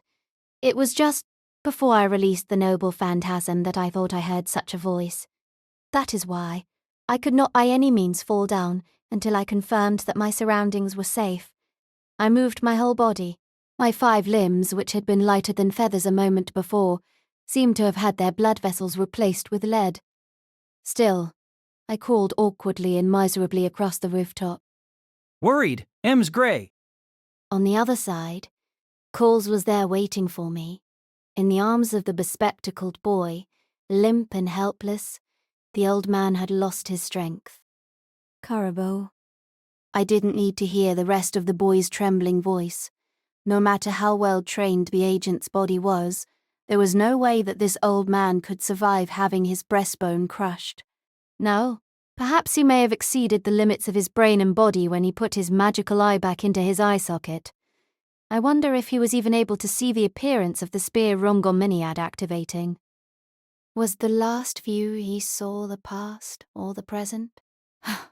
A voice called out from beside him. Somber, he helped us until the very end, even though I could do nothing for him. Master, what am I going to do? I had never felt something like this before, and yet I couldn't stop the hot sensation from running down my cheeks. I had received something very precious, and now I would never see the person who gave it to me again. It was the first time for me to face such a fact, and I did not know what to do. I wanted to turn to my master's side, but I just couldn't do it. Apparently, the train had passed beyond the range of the Child of Inish. The train did not open a new mystic eye, and instead, the horizon was gradually changing colour.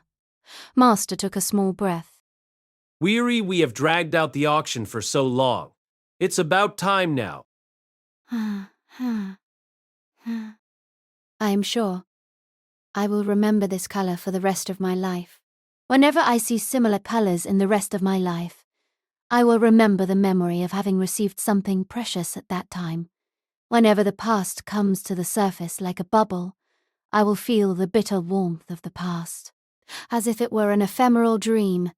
The sun had yet to show itself, but the faint scarlet of the morning glow was faintly blotched across the tracks. Miss Epilogue Hall?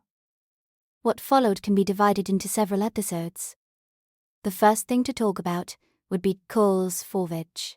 I returned, and both myself and my master ended up being admitted to a hospital that the clock tower operates for about a week. It's a place that combines modern medicine with magic, and it seems to be mostly used by magicians. Due to the confidentiality issue and the need for specialized knowledge to suppress side effects, it was said that it was inaccessible to ordinary people anyway. Thanks to that, I recovered quite a bit in just a few days. The hospital was clean and modern, but the treatment of serving boiling green medicinal liquid contrasted that.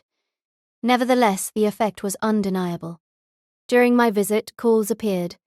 He brought fragrant fruits and told me about how the incident was deemed an internal dispute among the dead apostles, and since the regulars of the Magic Eye auction had their familiars sealed at a crucial moment, unnecessary information never spread. However, it seems that the clash between the Rail Zeppelin and the Child of Inish had been widely detected, which did end up causing a stir between magi across the world. Sometimes, when I struggled to find words in our conversation, he would casually look at flowers or scenery to avoid awkwardness, making it very comfortable for me, even though I'm not good at socializing. It was somewhat mysterious that there were magi like him. In the middle of that, he suddenly brought up a topic.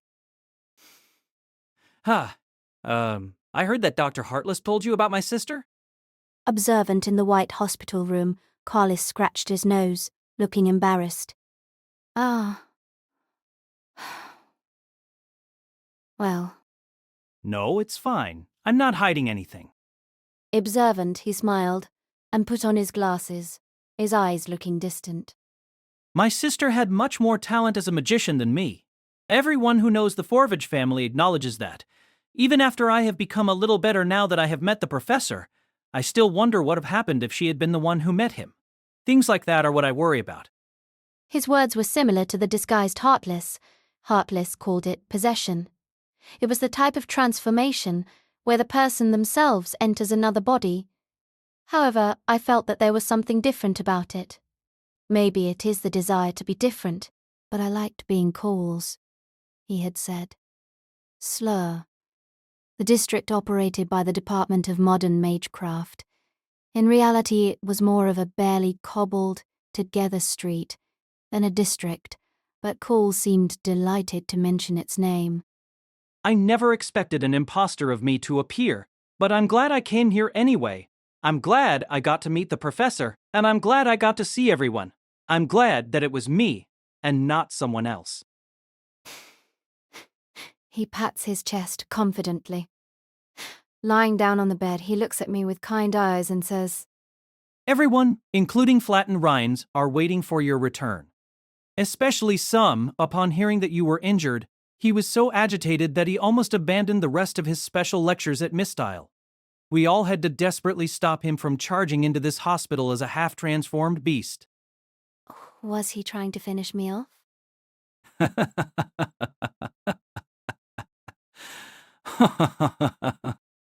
The boy laughed cheerfully. He picked up an apple slice that he cut himself, and then left with the following words. Thus you must get well soon. Solo, few days later, I was discharged. There were still places that hurt, but apparently all the treatment that could be done in the hospital had been completed, and I was asked to vacate the bed as soon as possible. It feels harsh, but it's more like me to be active than to lie in bed, so it was fine. Once the paperwork was done, there was a familiar figure in a coat standing at the entrance of the hospital. Master. Complaining compared to you, I was only slightly injured, but we ended up being discharged on the same day. That's not true at all. I say, but he shakes his head and stands next to me. He didn't seem to need a wheelchair, but he was still using a cane. He seemed to be struggling to walk, but I didn't offer to help him. He probably wouldn't appreciate it. The bitter smell of a now familiar medicine was still faintly lingering. It's time to return to Slur. Yes. I found myself nodding eagerly at my master's words. We took a bus to Slur Street. Master told me that since the Mystic Eye killing glasses were so expensive, we needed to save some money.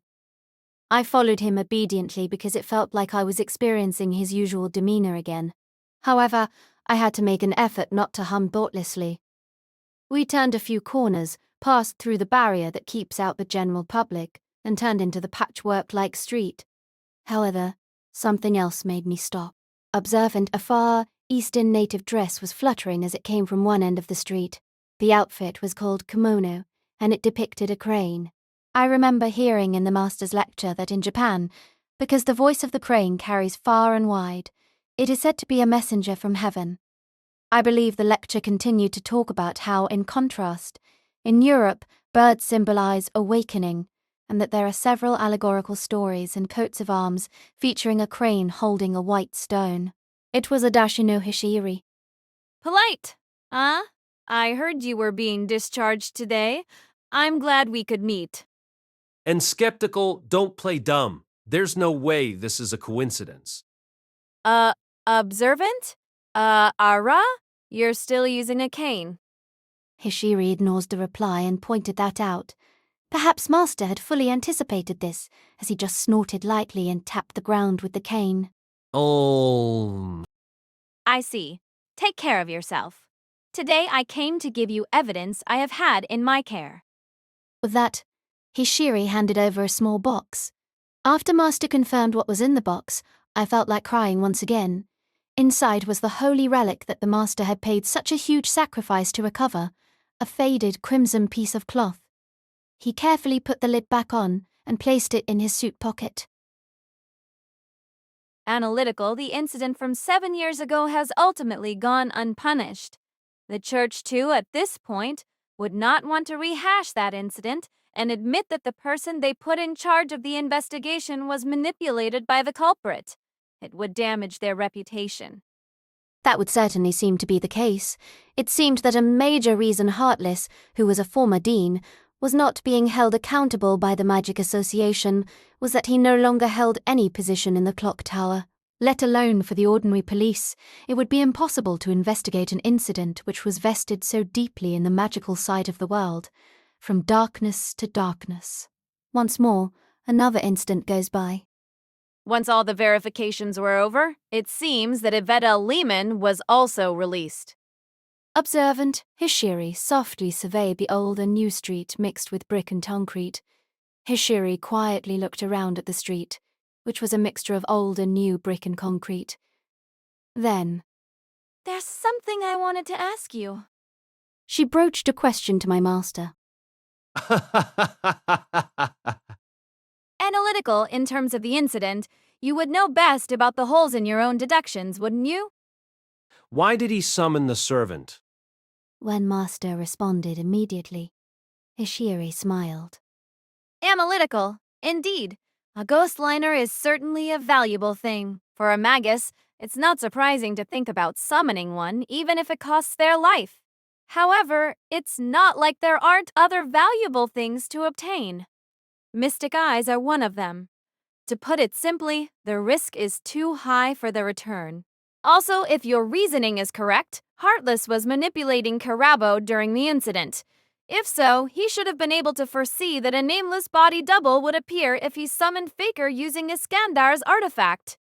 The logic made sense to me too. Karabo was able to read the 13 restraints of Rongomaniad. If that were the case, it is hard to believe that the relic of Iskandar would not also reveal the body double to him. Heartless, who had planned so ingeniously, would naturally confirm at least that much. Probing there's more to this incident, isn't there? Master nodded slightly. Knowing you said that the reason you were so desperate to save me was because a lord dying would be an inconvenience. If that is so, then you have plans for me in the future. Ah, we will meet again then, surely. After all, Master was also convinced that Heartless and Faker had survived. They may have suffered some wounds as they backed down there, but that last spell I heard would have kept them alive. After saying that much, Master suddenly asked back, I wanted to ask you one question too. I'm mused. Go ahead. It would be rude to expect you to answer alone. Ishiri urged, and after clearing his throat, Master continued. Analytical, I don't think you missed the importance of the Nazar Bon Kugu. However, if you wanted to keep it from evidence to support your theory, then it would have been safer to seize it and claim that there was no such thing.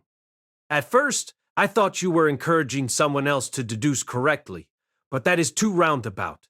Besides, I was in a coma at the time if I was the one you were testing. I'm mused. I see. I assume you already have a hypothesis then. Master whispered, looking across Slur Street. The sky was pleasantly clear today. Although it was winter now, the sun was shining and it felt warm for the first time in a while. It was not an appropriate description for the two magi, nor for the content of the conversation, but it seemed close enough if one thought of it as a temporary temperature that would be lost sooner or later. Deductive, at first you said that your trip on the Rail Zeppelin was for your own personal reasons. What if we consider that to be only half of a lie? What if you had wanted to draw out someone in particular by deliberately opening with a false theory? The incident was very unexpected for me. Roughly speaking, though, your hypothesis is correct. That is why, when you offered to cooperate, I immediately accepted. And did I not cast a spell on Miss Trisha Head as well as on the Nazar Bon Kujek? Grateful. Yes, I'm grateful. Otherwise, I would have suffered greatly. It may very well have cost me my life. I'm mused I saved your life. Did I? Sarcastic hindsight is 20/20ths. Curtly, Master's lips twisted. The look on his face was amusing, or so I thought, after he let out a little laugh. To answer your question, it is a very similar situation to yours and Miss Rain's, Hishiri responded.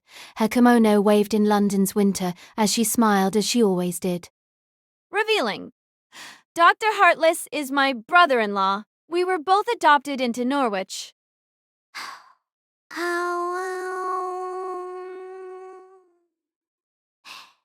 If you are looking for my brother and his apprentice, they have already left the hospital. Rhaenys looked up with a wry smile. The hallway was made of linoleum, with a faint scent of disinfectant. Her eyes were glowing red with amusement. Since this hospital is a magic hospital, they don't even use eye drops. Nobody, whether a doctor or a nurse, is bothered with that level of care. Teasing you. I wonder if anyone has ever told you that you have bad timing. I am not here to see either of them. I'm sorry. Since I came here as a follow-up, I misunderstood the situation. In any case, there was someone who provided me with an extra supply of valuable secret medicines, just as the hospital was about to confiscate the remainder. Almost laughing, the girl's shoulders trembled. Knowing it seems that your help in the case was also very helpful. Balby Atmosphere do not wish to owe you anything. Observant, Olga Marie Asmilslide, Animosphere, combed her smooth silver hair with her fingers as she answered. Then she turned around and quickly bowed her head. grateful to Trisha for what she did for me. Or at least, to what Lord El-Melloi was trying to convey on her behalf. Amused, closing one eye, Rain spoke her mind. After gazing away for a few seconds, Olga Marie switched the subject. I was actually going to ask him about 7 years ago, but my father wouldn't even see me. Blinking at the unexpected change of subject, the girl from the Department of Astronomy continued. How are you? How are you, hopes for the Grail War? Dad ended up giving up on it. I believe that if the Grail War had been what he expected, things might have turned out differently. It's a time I don't know, a world I don't know. You're more of a poet than I thought. Observant, Olga Marie's cheeks flushed. She turned my gaze away and looked out the window and saw something unexpected reflected in the glass. Scheming, I don't mind it. So, it's all fair and square now. Rains was reaching straight for her hand. We are both the heirs of a lord, after all. Since we are both aristocrats, I don't think it's a bad idea to take this opportunity to deepen our relationship. Come on. You are very different from your older brother. Well, that's because we're not blood related. Observant Olga Marie took a small breath as the older girl twisted her lips in amusement. Then she shook the outstretched hand. I think you and I would get along well, regardless of your brother. At these words, Olga Marie also smiled confidently. After parting ways with Hissiria Dashino, there was a considerable commotion inside the main academic building of the Department of Modern Magecraft. The reason was that the students of the El-Melloi classroom, upon spotting their professor, greeted him with great excitement. I was also happy to see that Master's popularity was clearly visible. However, he dismissed the attention of the students with a grim disposition, saying that he was now physically impaired. The revelry continued until we finally entered his private room, up the stairs from the hall. After confirming that we had successfully locked the door behind us, Master sat deeply in his chair, keeping his cane nearby. At the same time, I heard Master groan loudly as he checked to see if any students were trying to force their way through the windows or ceiling. Annoyed this is Rain's fault. Apparently, in the name of the flight magic and reimbursement for work done while she was in the hospital, plenty of paperwork was forced upon him. The bitterness on Master's face is probably due to the fact that she is aiming for the very edge, where his wounds will not worsen. If there's anything I can do to help... Firm. No, it is fine. This is the work of a lord. I'll take care of one thing at a time, he said stiffly and picked up a fountain pen with a griffin design. The scratching sound of a brush coming over paper continued for a while. I decided to clean the room for the first time in a while. Unlike my apartment, this room is basically tidy, but if I am away for more than a week, dust will accumulate. While lightly patting here and there with a feather duster, I suddenly spoke up. What does it mean to be adopted by Norwich? Observant, of course, it is about Hishiri. After a long time at his desk, Master spoke up as he signed his name.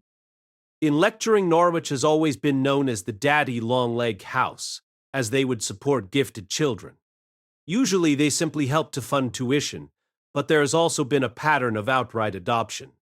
In the clock tower, there are a good number of people with the Norwich surname, and usually for this reason. With his eyes downcast, he continued. In analytical, it was Norwich that was the driving force behind the establishment of the Department of Modern Magecraft. That is why the department's second name is Norwich. Ah. Thus, I finally got it. Then that is why Heartless was the former dean of the School of Modern Magecraft. That is likely so. Thus, Miss Adashino must have been the one who ended her association with Norwich once she became a registered member of the Department of Law. I have heard of that happening many times before, since there is constant factional disputes within the clock tower. Norwich generally doesn't chase after those who leave. Putting down his fountain pen, Master folded his hands across his neck. He stretched them out, then pulled out the small box Hishiri had given him earlier. Putting it in his desk drawer, he locked it with a click and chanted a short incantation. The lock is completely useless, but it's better than being locked with a strong key made by a thief. It would have been best if it had been left in this private office as it usually is. The words were spoken with a wry smile, mixed with the lament that if he had kept it safe, there would never have been an incident in the first place. Then he takes out his cigar case in short order. Master. I've only had this one today. After all, they didn't let me smoke in the hospital. He closed one eye. Firm, yeah, I'm a man of my word. I used a cigar cutter to cut one off, then lit it by slowly searing the tip with a match. I knew that method suited Master. He takes his time to inhale and fully enjoy the smoke, and then he puffs it out. Perhaps because he had said he would have only one case, he was able to take more time than usual savouring it, before cutting another cigar. Resolute, I went through the process while I was in the hospital. I officially withdrew my place in the Fifth Holy Grail War. At last I heard those words. They were words I had been wanting to avoid for a long time. Thus, I said something unnecessary. Irreflective, originally, it was my way of settling the score. Iskandar was the servant who should have won the Holy Grail War, and I wanted to prove it. I wanted to prove that Iskandar was the servant who should have won the Holy Grail War, and that the only reason he lost the Fourth Holy Grail War was because he was an inferior master. Some of the cigar smoke felt terribly bitter. Master's words sounded just like the ones I had heard on that train. Thoughts that he had surely been thinking about for a very long time. Thoughts that have been the groundwork of Lord El-Melloi II's existence for the past 10 years. But I have had enough of this. This is my own personal reckoning, not Iskandar's. It's a regret, but it's not one that I should cling to. As someone who has been touched by him and as a Lord of the Clock Tower, this is something I must settle with. Besides, he added after a breath, proud to be able to take a shot at that other guy is something I'll be proud of for a long time to come. It wasn't the usual troubled smile. It wasn't the fearless scowling one he turns on his enemies. The master had a clear, almost too pure, joyful smile on his face. I was too dazzled by his words and his smile. I felt that this person deserved so much more. But when I saw that smile, I couldn't say anything. Sincere. Gray, I'm sorry, but I'm sure I can't do this all on my own. I want you to fight with me. Right then I could not respond. I rubbed my face, scratching it. I wanted to look the way I thought I should look, just for this one moment. Even though my body was not doing exactly what I wanted, I tried my best to keep the corners of my lips tight. If I am good enough. I ended up with a face that looked like a tearful smile and said that. At that moment, the door, which was supposed to be locked, opened and two small figures fell down in a flurry. Oh! Hey! Flat! Don't get ahead of me. I don't need to tell you who the two entangled students were. Small Flatsvin. Oh, energetic. I just finished doing all sorts of things in my hometown of Monaco. Why, the dealers at Van Fam's Casa Casino were a formidable foe. Proud and I finished my special lecture at the first department. Oh, and welcome back, little Gray. There is a sweet, spicy gray aroma that throbs within my chest. Observant, both of them stood up with great vigor and snapped to their feet as if in reverence. Perhaps realizing this, Master did not reproach them, and instead offered them the same thing. Can I ask you both to do the same? Enthusiastic. By your leave, Professor. Flatham's Vine were the first to insist. Then, I looked at the other person on the other side of the door. Yvette? Cheerful? Ha! You may have heard by now, but I've been released by the Department of Law, and I'm ashamed to admit that I've only just returned home. Well then, since you're talking about something important, as both a spy and an aspiring paramour, would it be wrong for me to want to ask you about it? How important is what you are talking about? You see, the mystic eye that I was supposed to have won at the auction was cancelled because it was used in the Great Mystic Eye Projection. The girl quietly comes out and fiddles with her pink twin-tail hair. Normally I feel that she would have been subject to total denunciation, but since she had already admitted to being a spy for the Melloi faction anyway, it was no surprise for Master. Flat and Ziv must have heard about what was going on, as they did not show any signs of denouncing her either. Maybe this is just another day in the life of a clock tower magus. Hi. This is going to get noisier still. Ad's voice struck at my earlobe. Then, Stern, that's right. Flat. I'll ask you to write a remorseful letter regarding how you secretly planted a wiretap function in Colley's primitive battery. Also, I am tripling your homework during your trip home so that you can finish it before your next class. Panicked? Are you a demon, Professor? It is rather cool to be called a demon god, isn't it? Oh, and how about the new Japanese Oni deck for the upcoming Heroic History War Card game? There are so many kinds of demons to choose from, including Ibaraki Doji, Shuteen Doji, Hoshikuma Doji, Wind Demons, Water Demons, and even Invisible Demons. Next time, I'll have my Japanese friend import the latest cards for me. You're right. I understand your remorse now. Shut up for a minute. Not! No, Professor! Don't come near me! Don't come near me with your fingers wagging! Immediately, Ad's prediction came true. With a real racket, Master's reinforced, right hand lifted Flat's face just barely off the ground. People pee. This story goes on for a little while longer. Another week or so later, it was night. It was the middle of December. The city was already in the Christmas mood, and I could always hear jingle bells somewhere. I used to find the sight of so many people crowded together terribly eerie when I first arrived in London. The crowds of people who got into the grey buildings every day at the same time looked like a line of the dead on their way to the graveyard. Now, at least, I don't feel as bad. Plush balloons float by, cheerful music plays, and people on the street seem a little happier than usual. I've come to accept it that way. I will probably never be able to completely fit in, but I have come to the point where I can look at the unfamiliar scene with a sense of calm, knowing that I don't have to reject it. Suddenly a particularly lively tune caught my ear. It was a particularly vivid scene in London before Christmas. It was apparently a parade.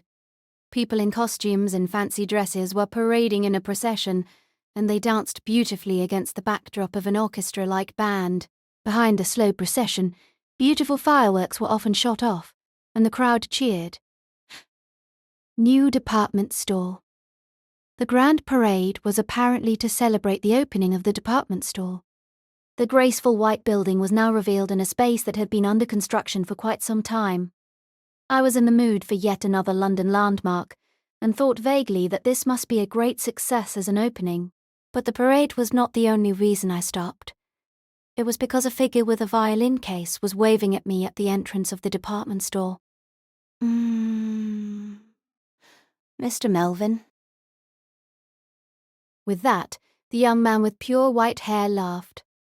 Since he is a noticeable person by any means, people around him turn to look at him simply because he is on a public street.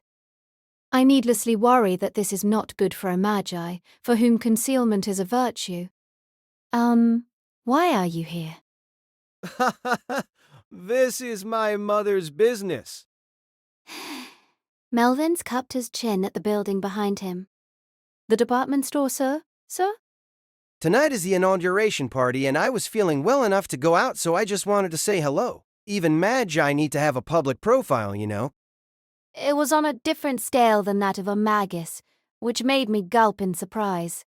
I should have already learned enough at the Mystic Eyes auction, but when it was an event that took place in public, it was a different sort of surprise. Inviting, I am just about finished. Would you like to join me for some tea? No, sorry. I'm going to do a big cleaning of my master's room today. In my hands were the tools for the job. In particular, I bought shoe shine brushes and a cloth with the money I made from my part-time job. This is the first time I picked out and purchased my own products, so I was very nervous and bit my tongue when I made the purchase. It's okay though, because I'm going to use it for my own boots too. I was also thinking of getting a little help from Master, since he finally got rid of his cane the day before yesterday. If that is so, then we must go now, then. I understand. The forcefulness of the situation pushed me over the edge, and I was forced to nod my head. Melvin, who had quickly stepped in beside me, walked down the busy Christmas street for a while, and then in a tone as if he were beginning to hum, he cut in. I just wanted to talk to you for a minute. Honest. Talk to me. I don't think I am interesting. I was honest. The boy cleared his throat as if to say, "That's what I like about you," a comment that made me feel like my teeth had fallen down my throat. Either way. For some reason, the look on his face made me think of those demons I had read about in picture books. I wonder if you have ever heard of our relationship with the El-Melloi faction? No, we don't talk about that sort of thing. Although there must be plenty of debt, I had never heard of the detailed contents of it. I see. Well then, that's just great. Originally, we have been working on a 50-year plan to rebuild the damaged source crest of the El-Melloi line. I should mention that the expected regeneration rate of 50 years is too high of an expectation for anyone other than my family. However, in addition to that, I also have Weaver Velvet's collateral, the Velvet family's magic crest, in my custody. Analytical magic crest. An indispensable element for a magus, which has played a large part in past cases.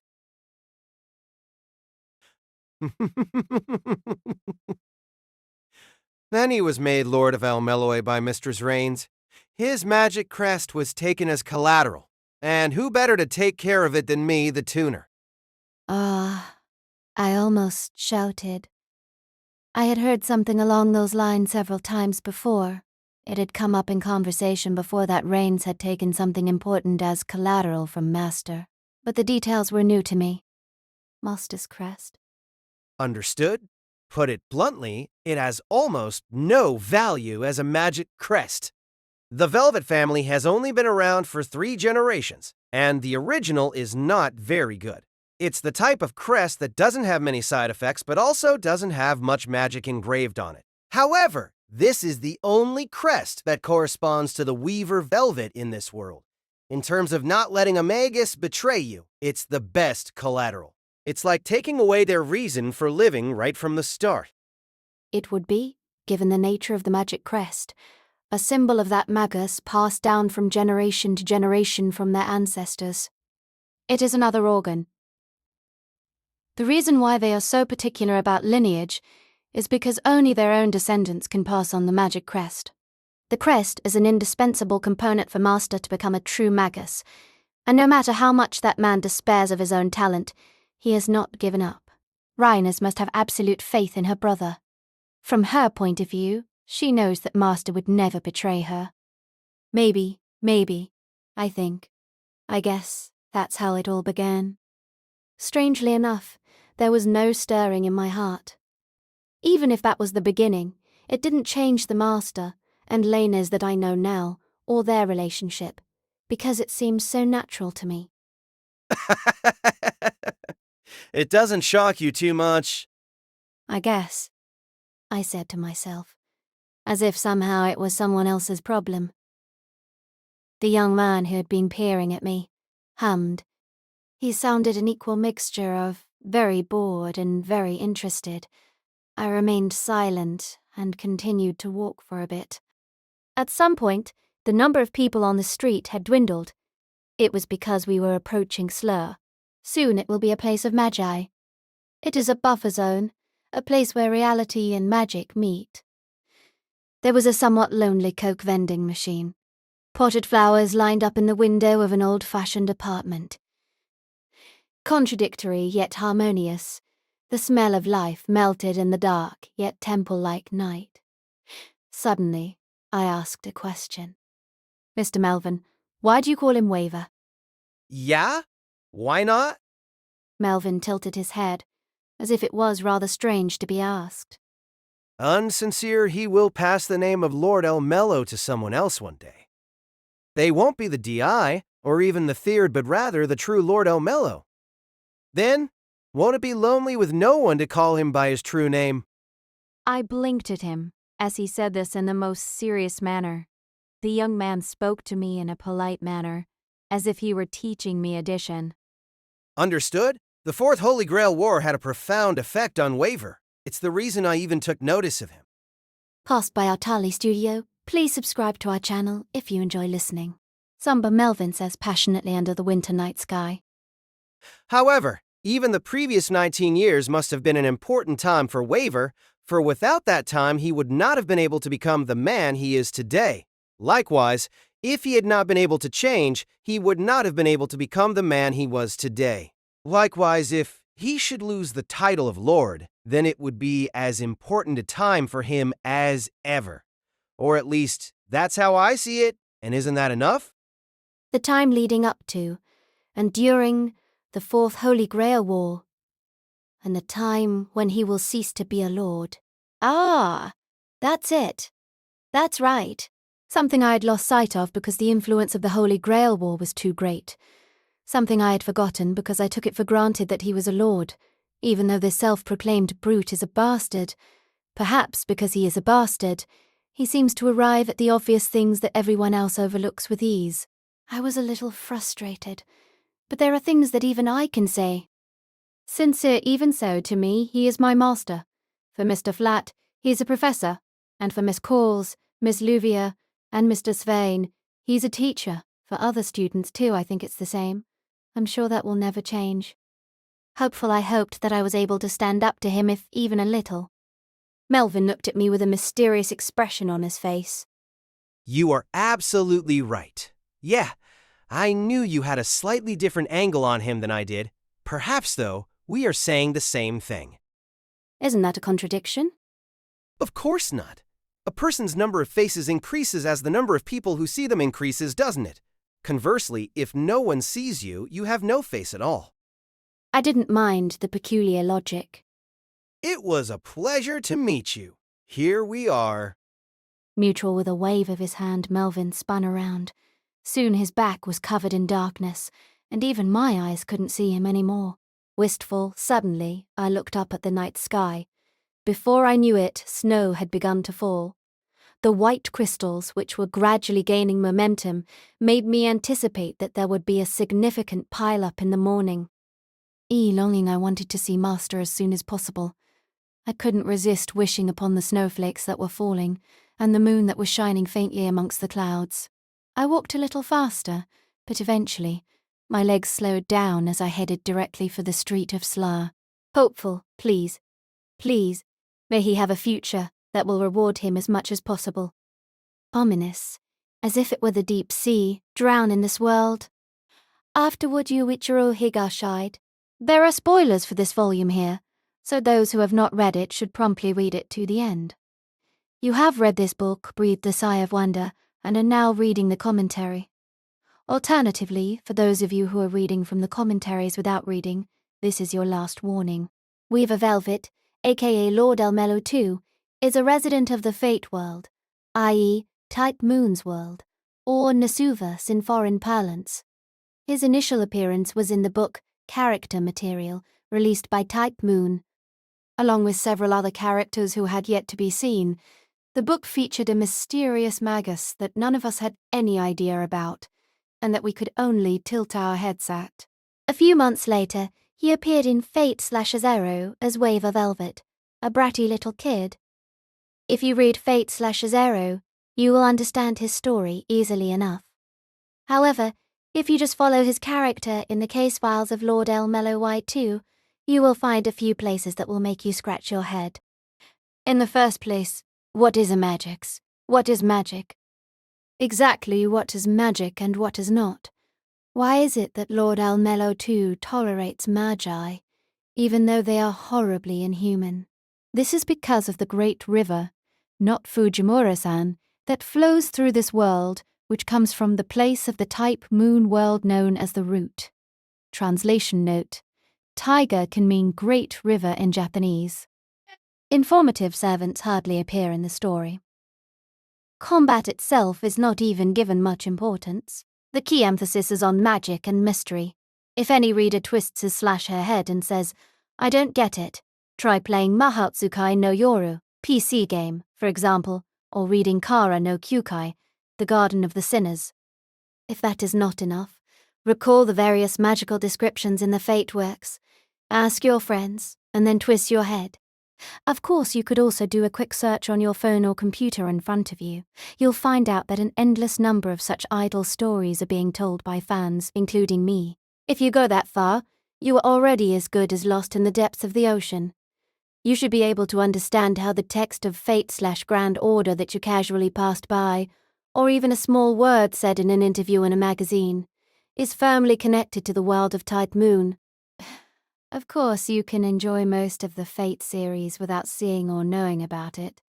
You can enjoy the dynamic action of the mythological heroes, the back-and-forth banter, and the fascinating characters to the fullest. However, to paraphrase a misleading metaphor, it is akin to swimming in the ocean. If you dive a little deeper, you will witness colourful fishes swimming leisurely and beautiful coral reefs. But even in the deep sea, where light does not reach, there is beauty in the darkness. The Case Files of Lord El-Melloi II is a work in which one has the pleasure of peering into the beauty of darkness. Most of the characters in the book are irrepressibly inhuman, irrepressibly mad, and sometimes even treacherous and murderous in the pursuit of their goals, and yet there is a mad sincerity about magic.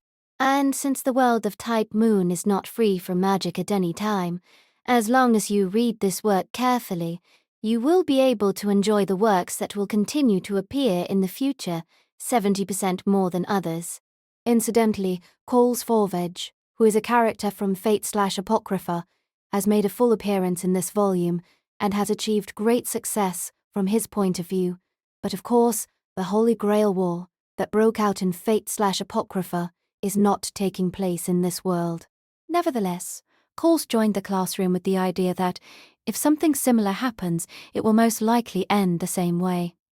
Well, so far, this was something I had predicted to some extent when I created the character of Cules.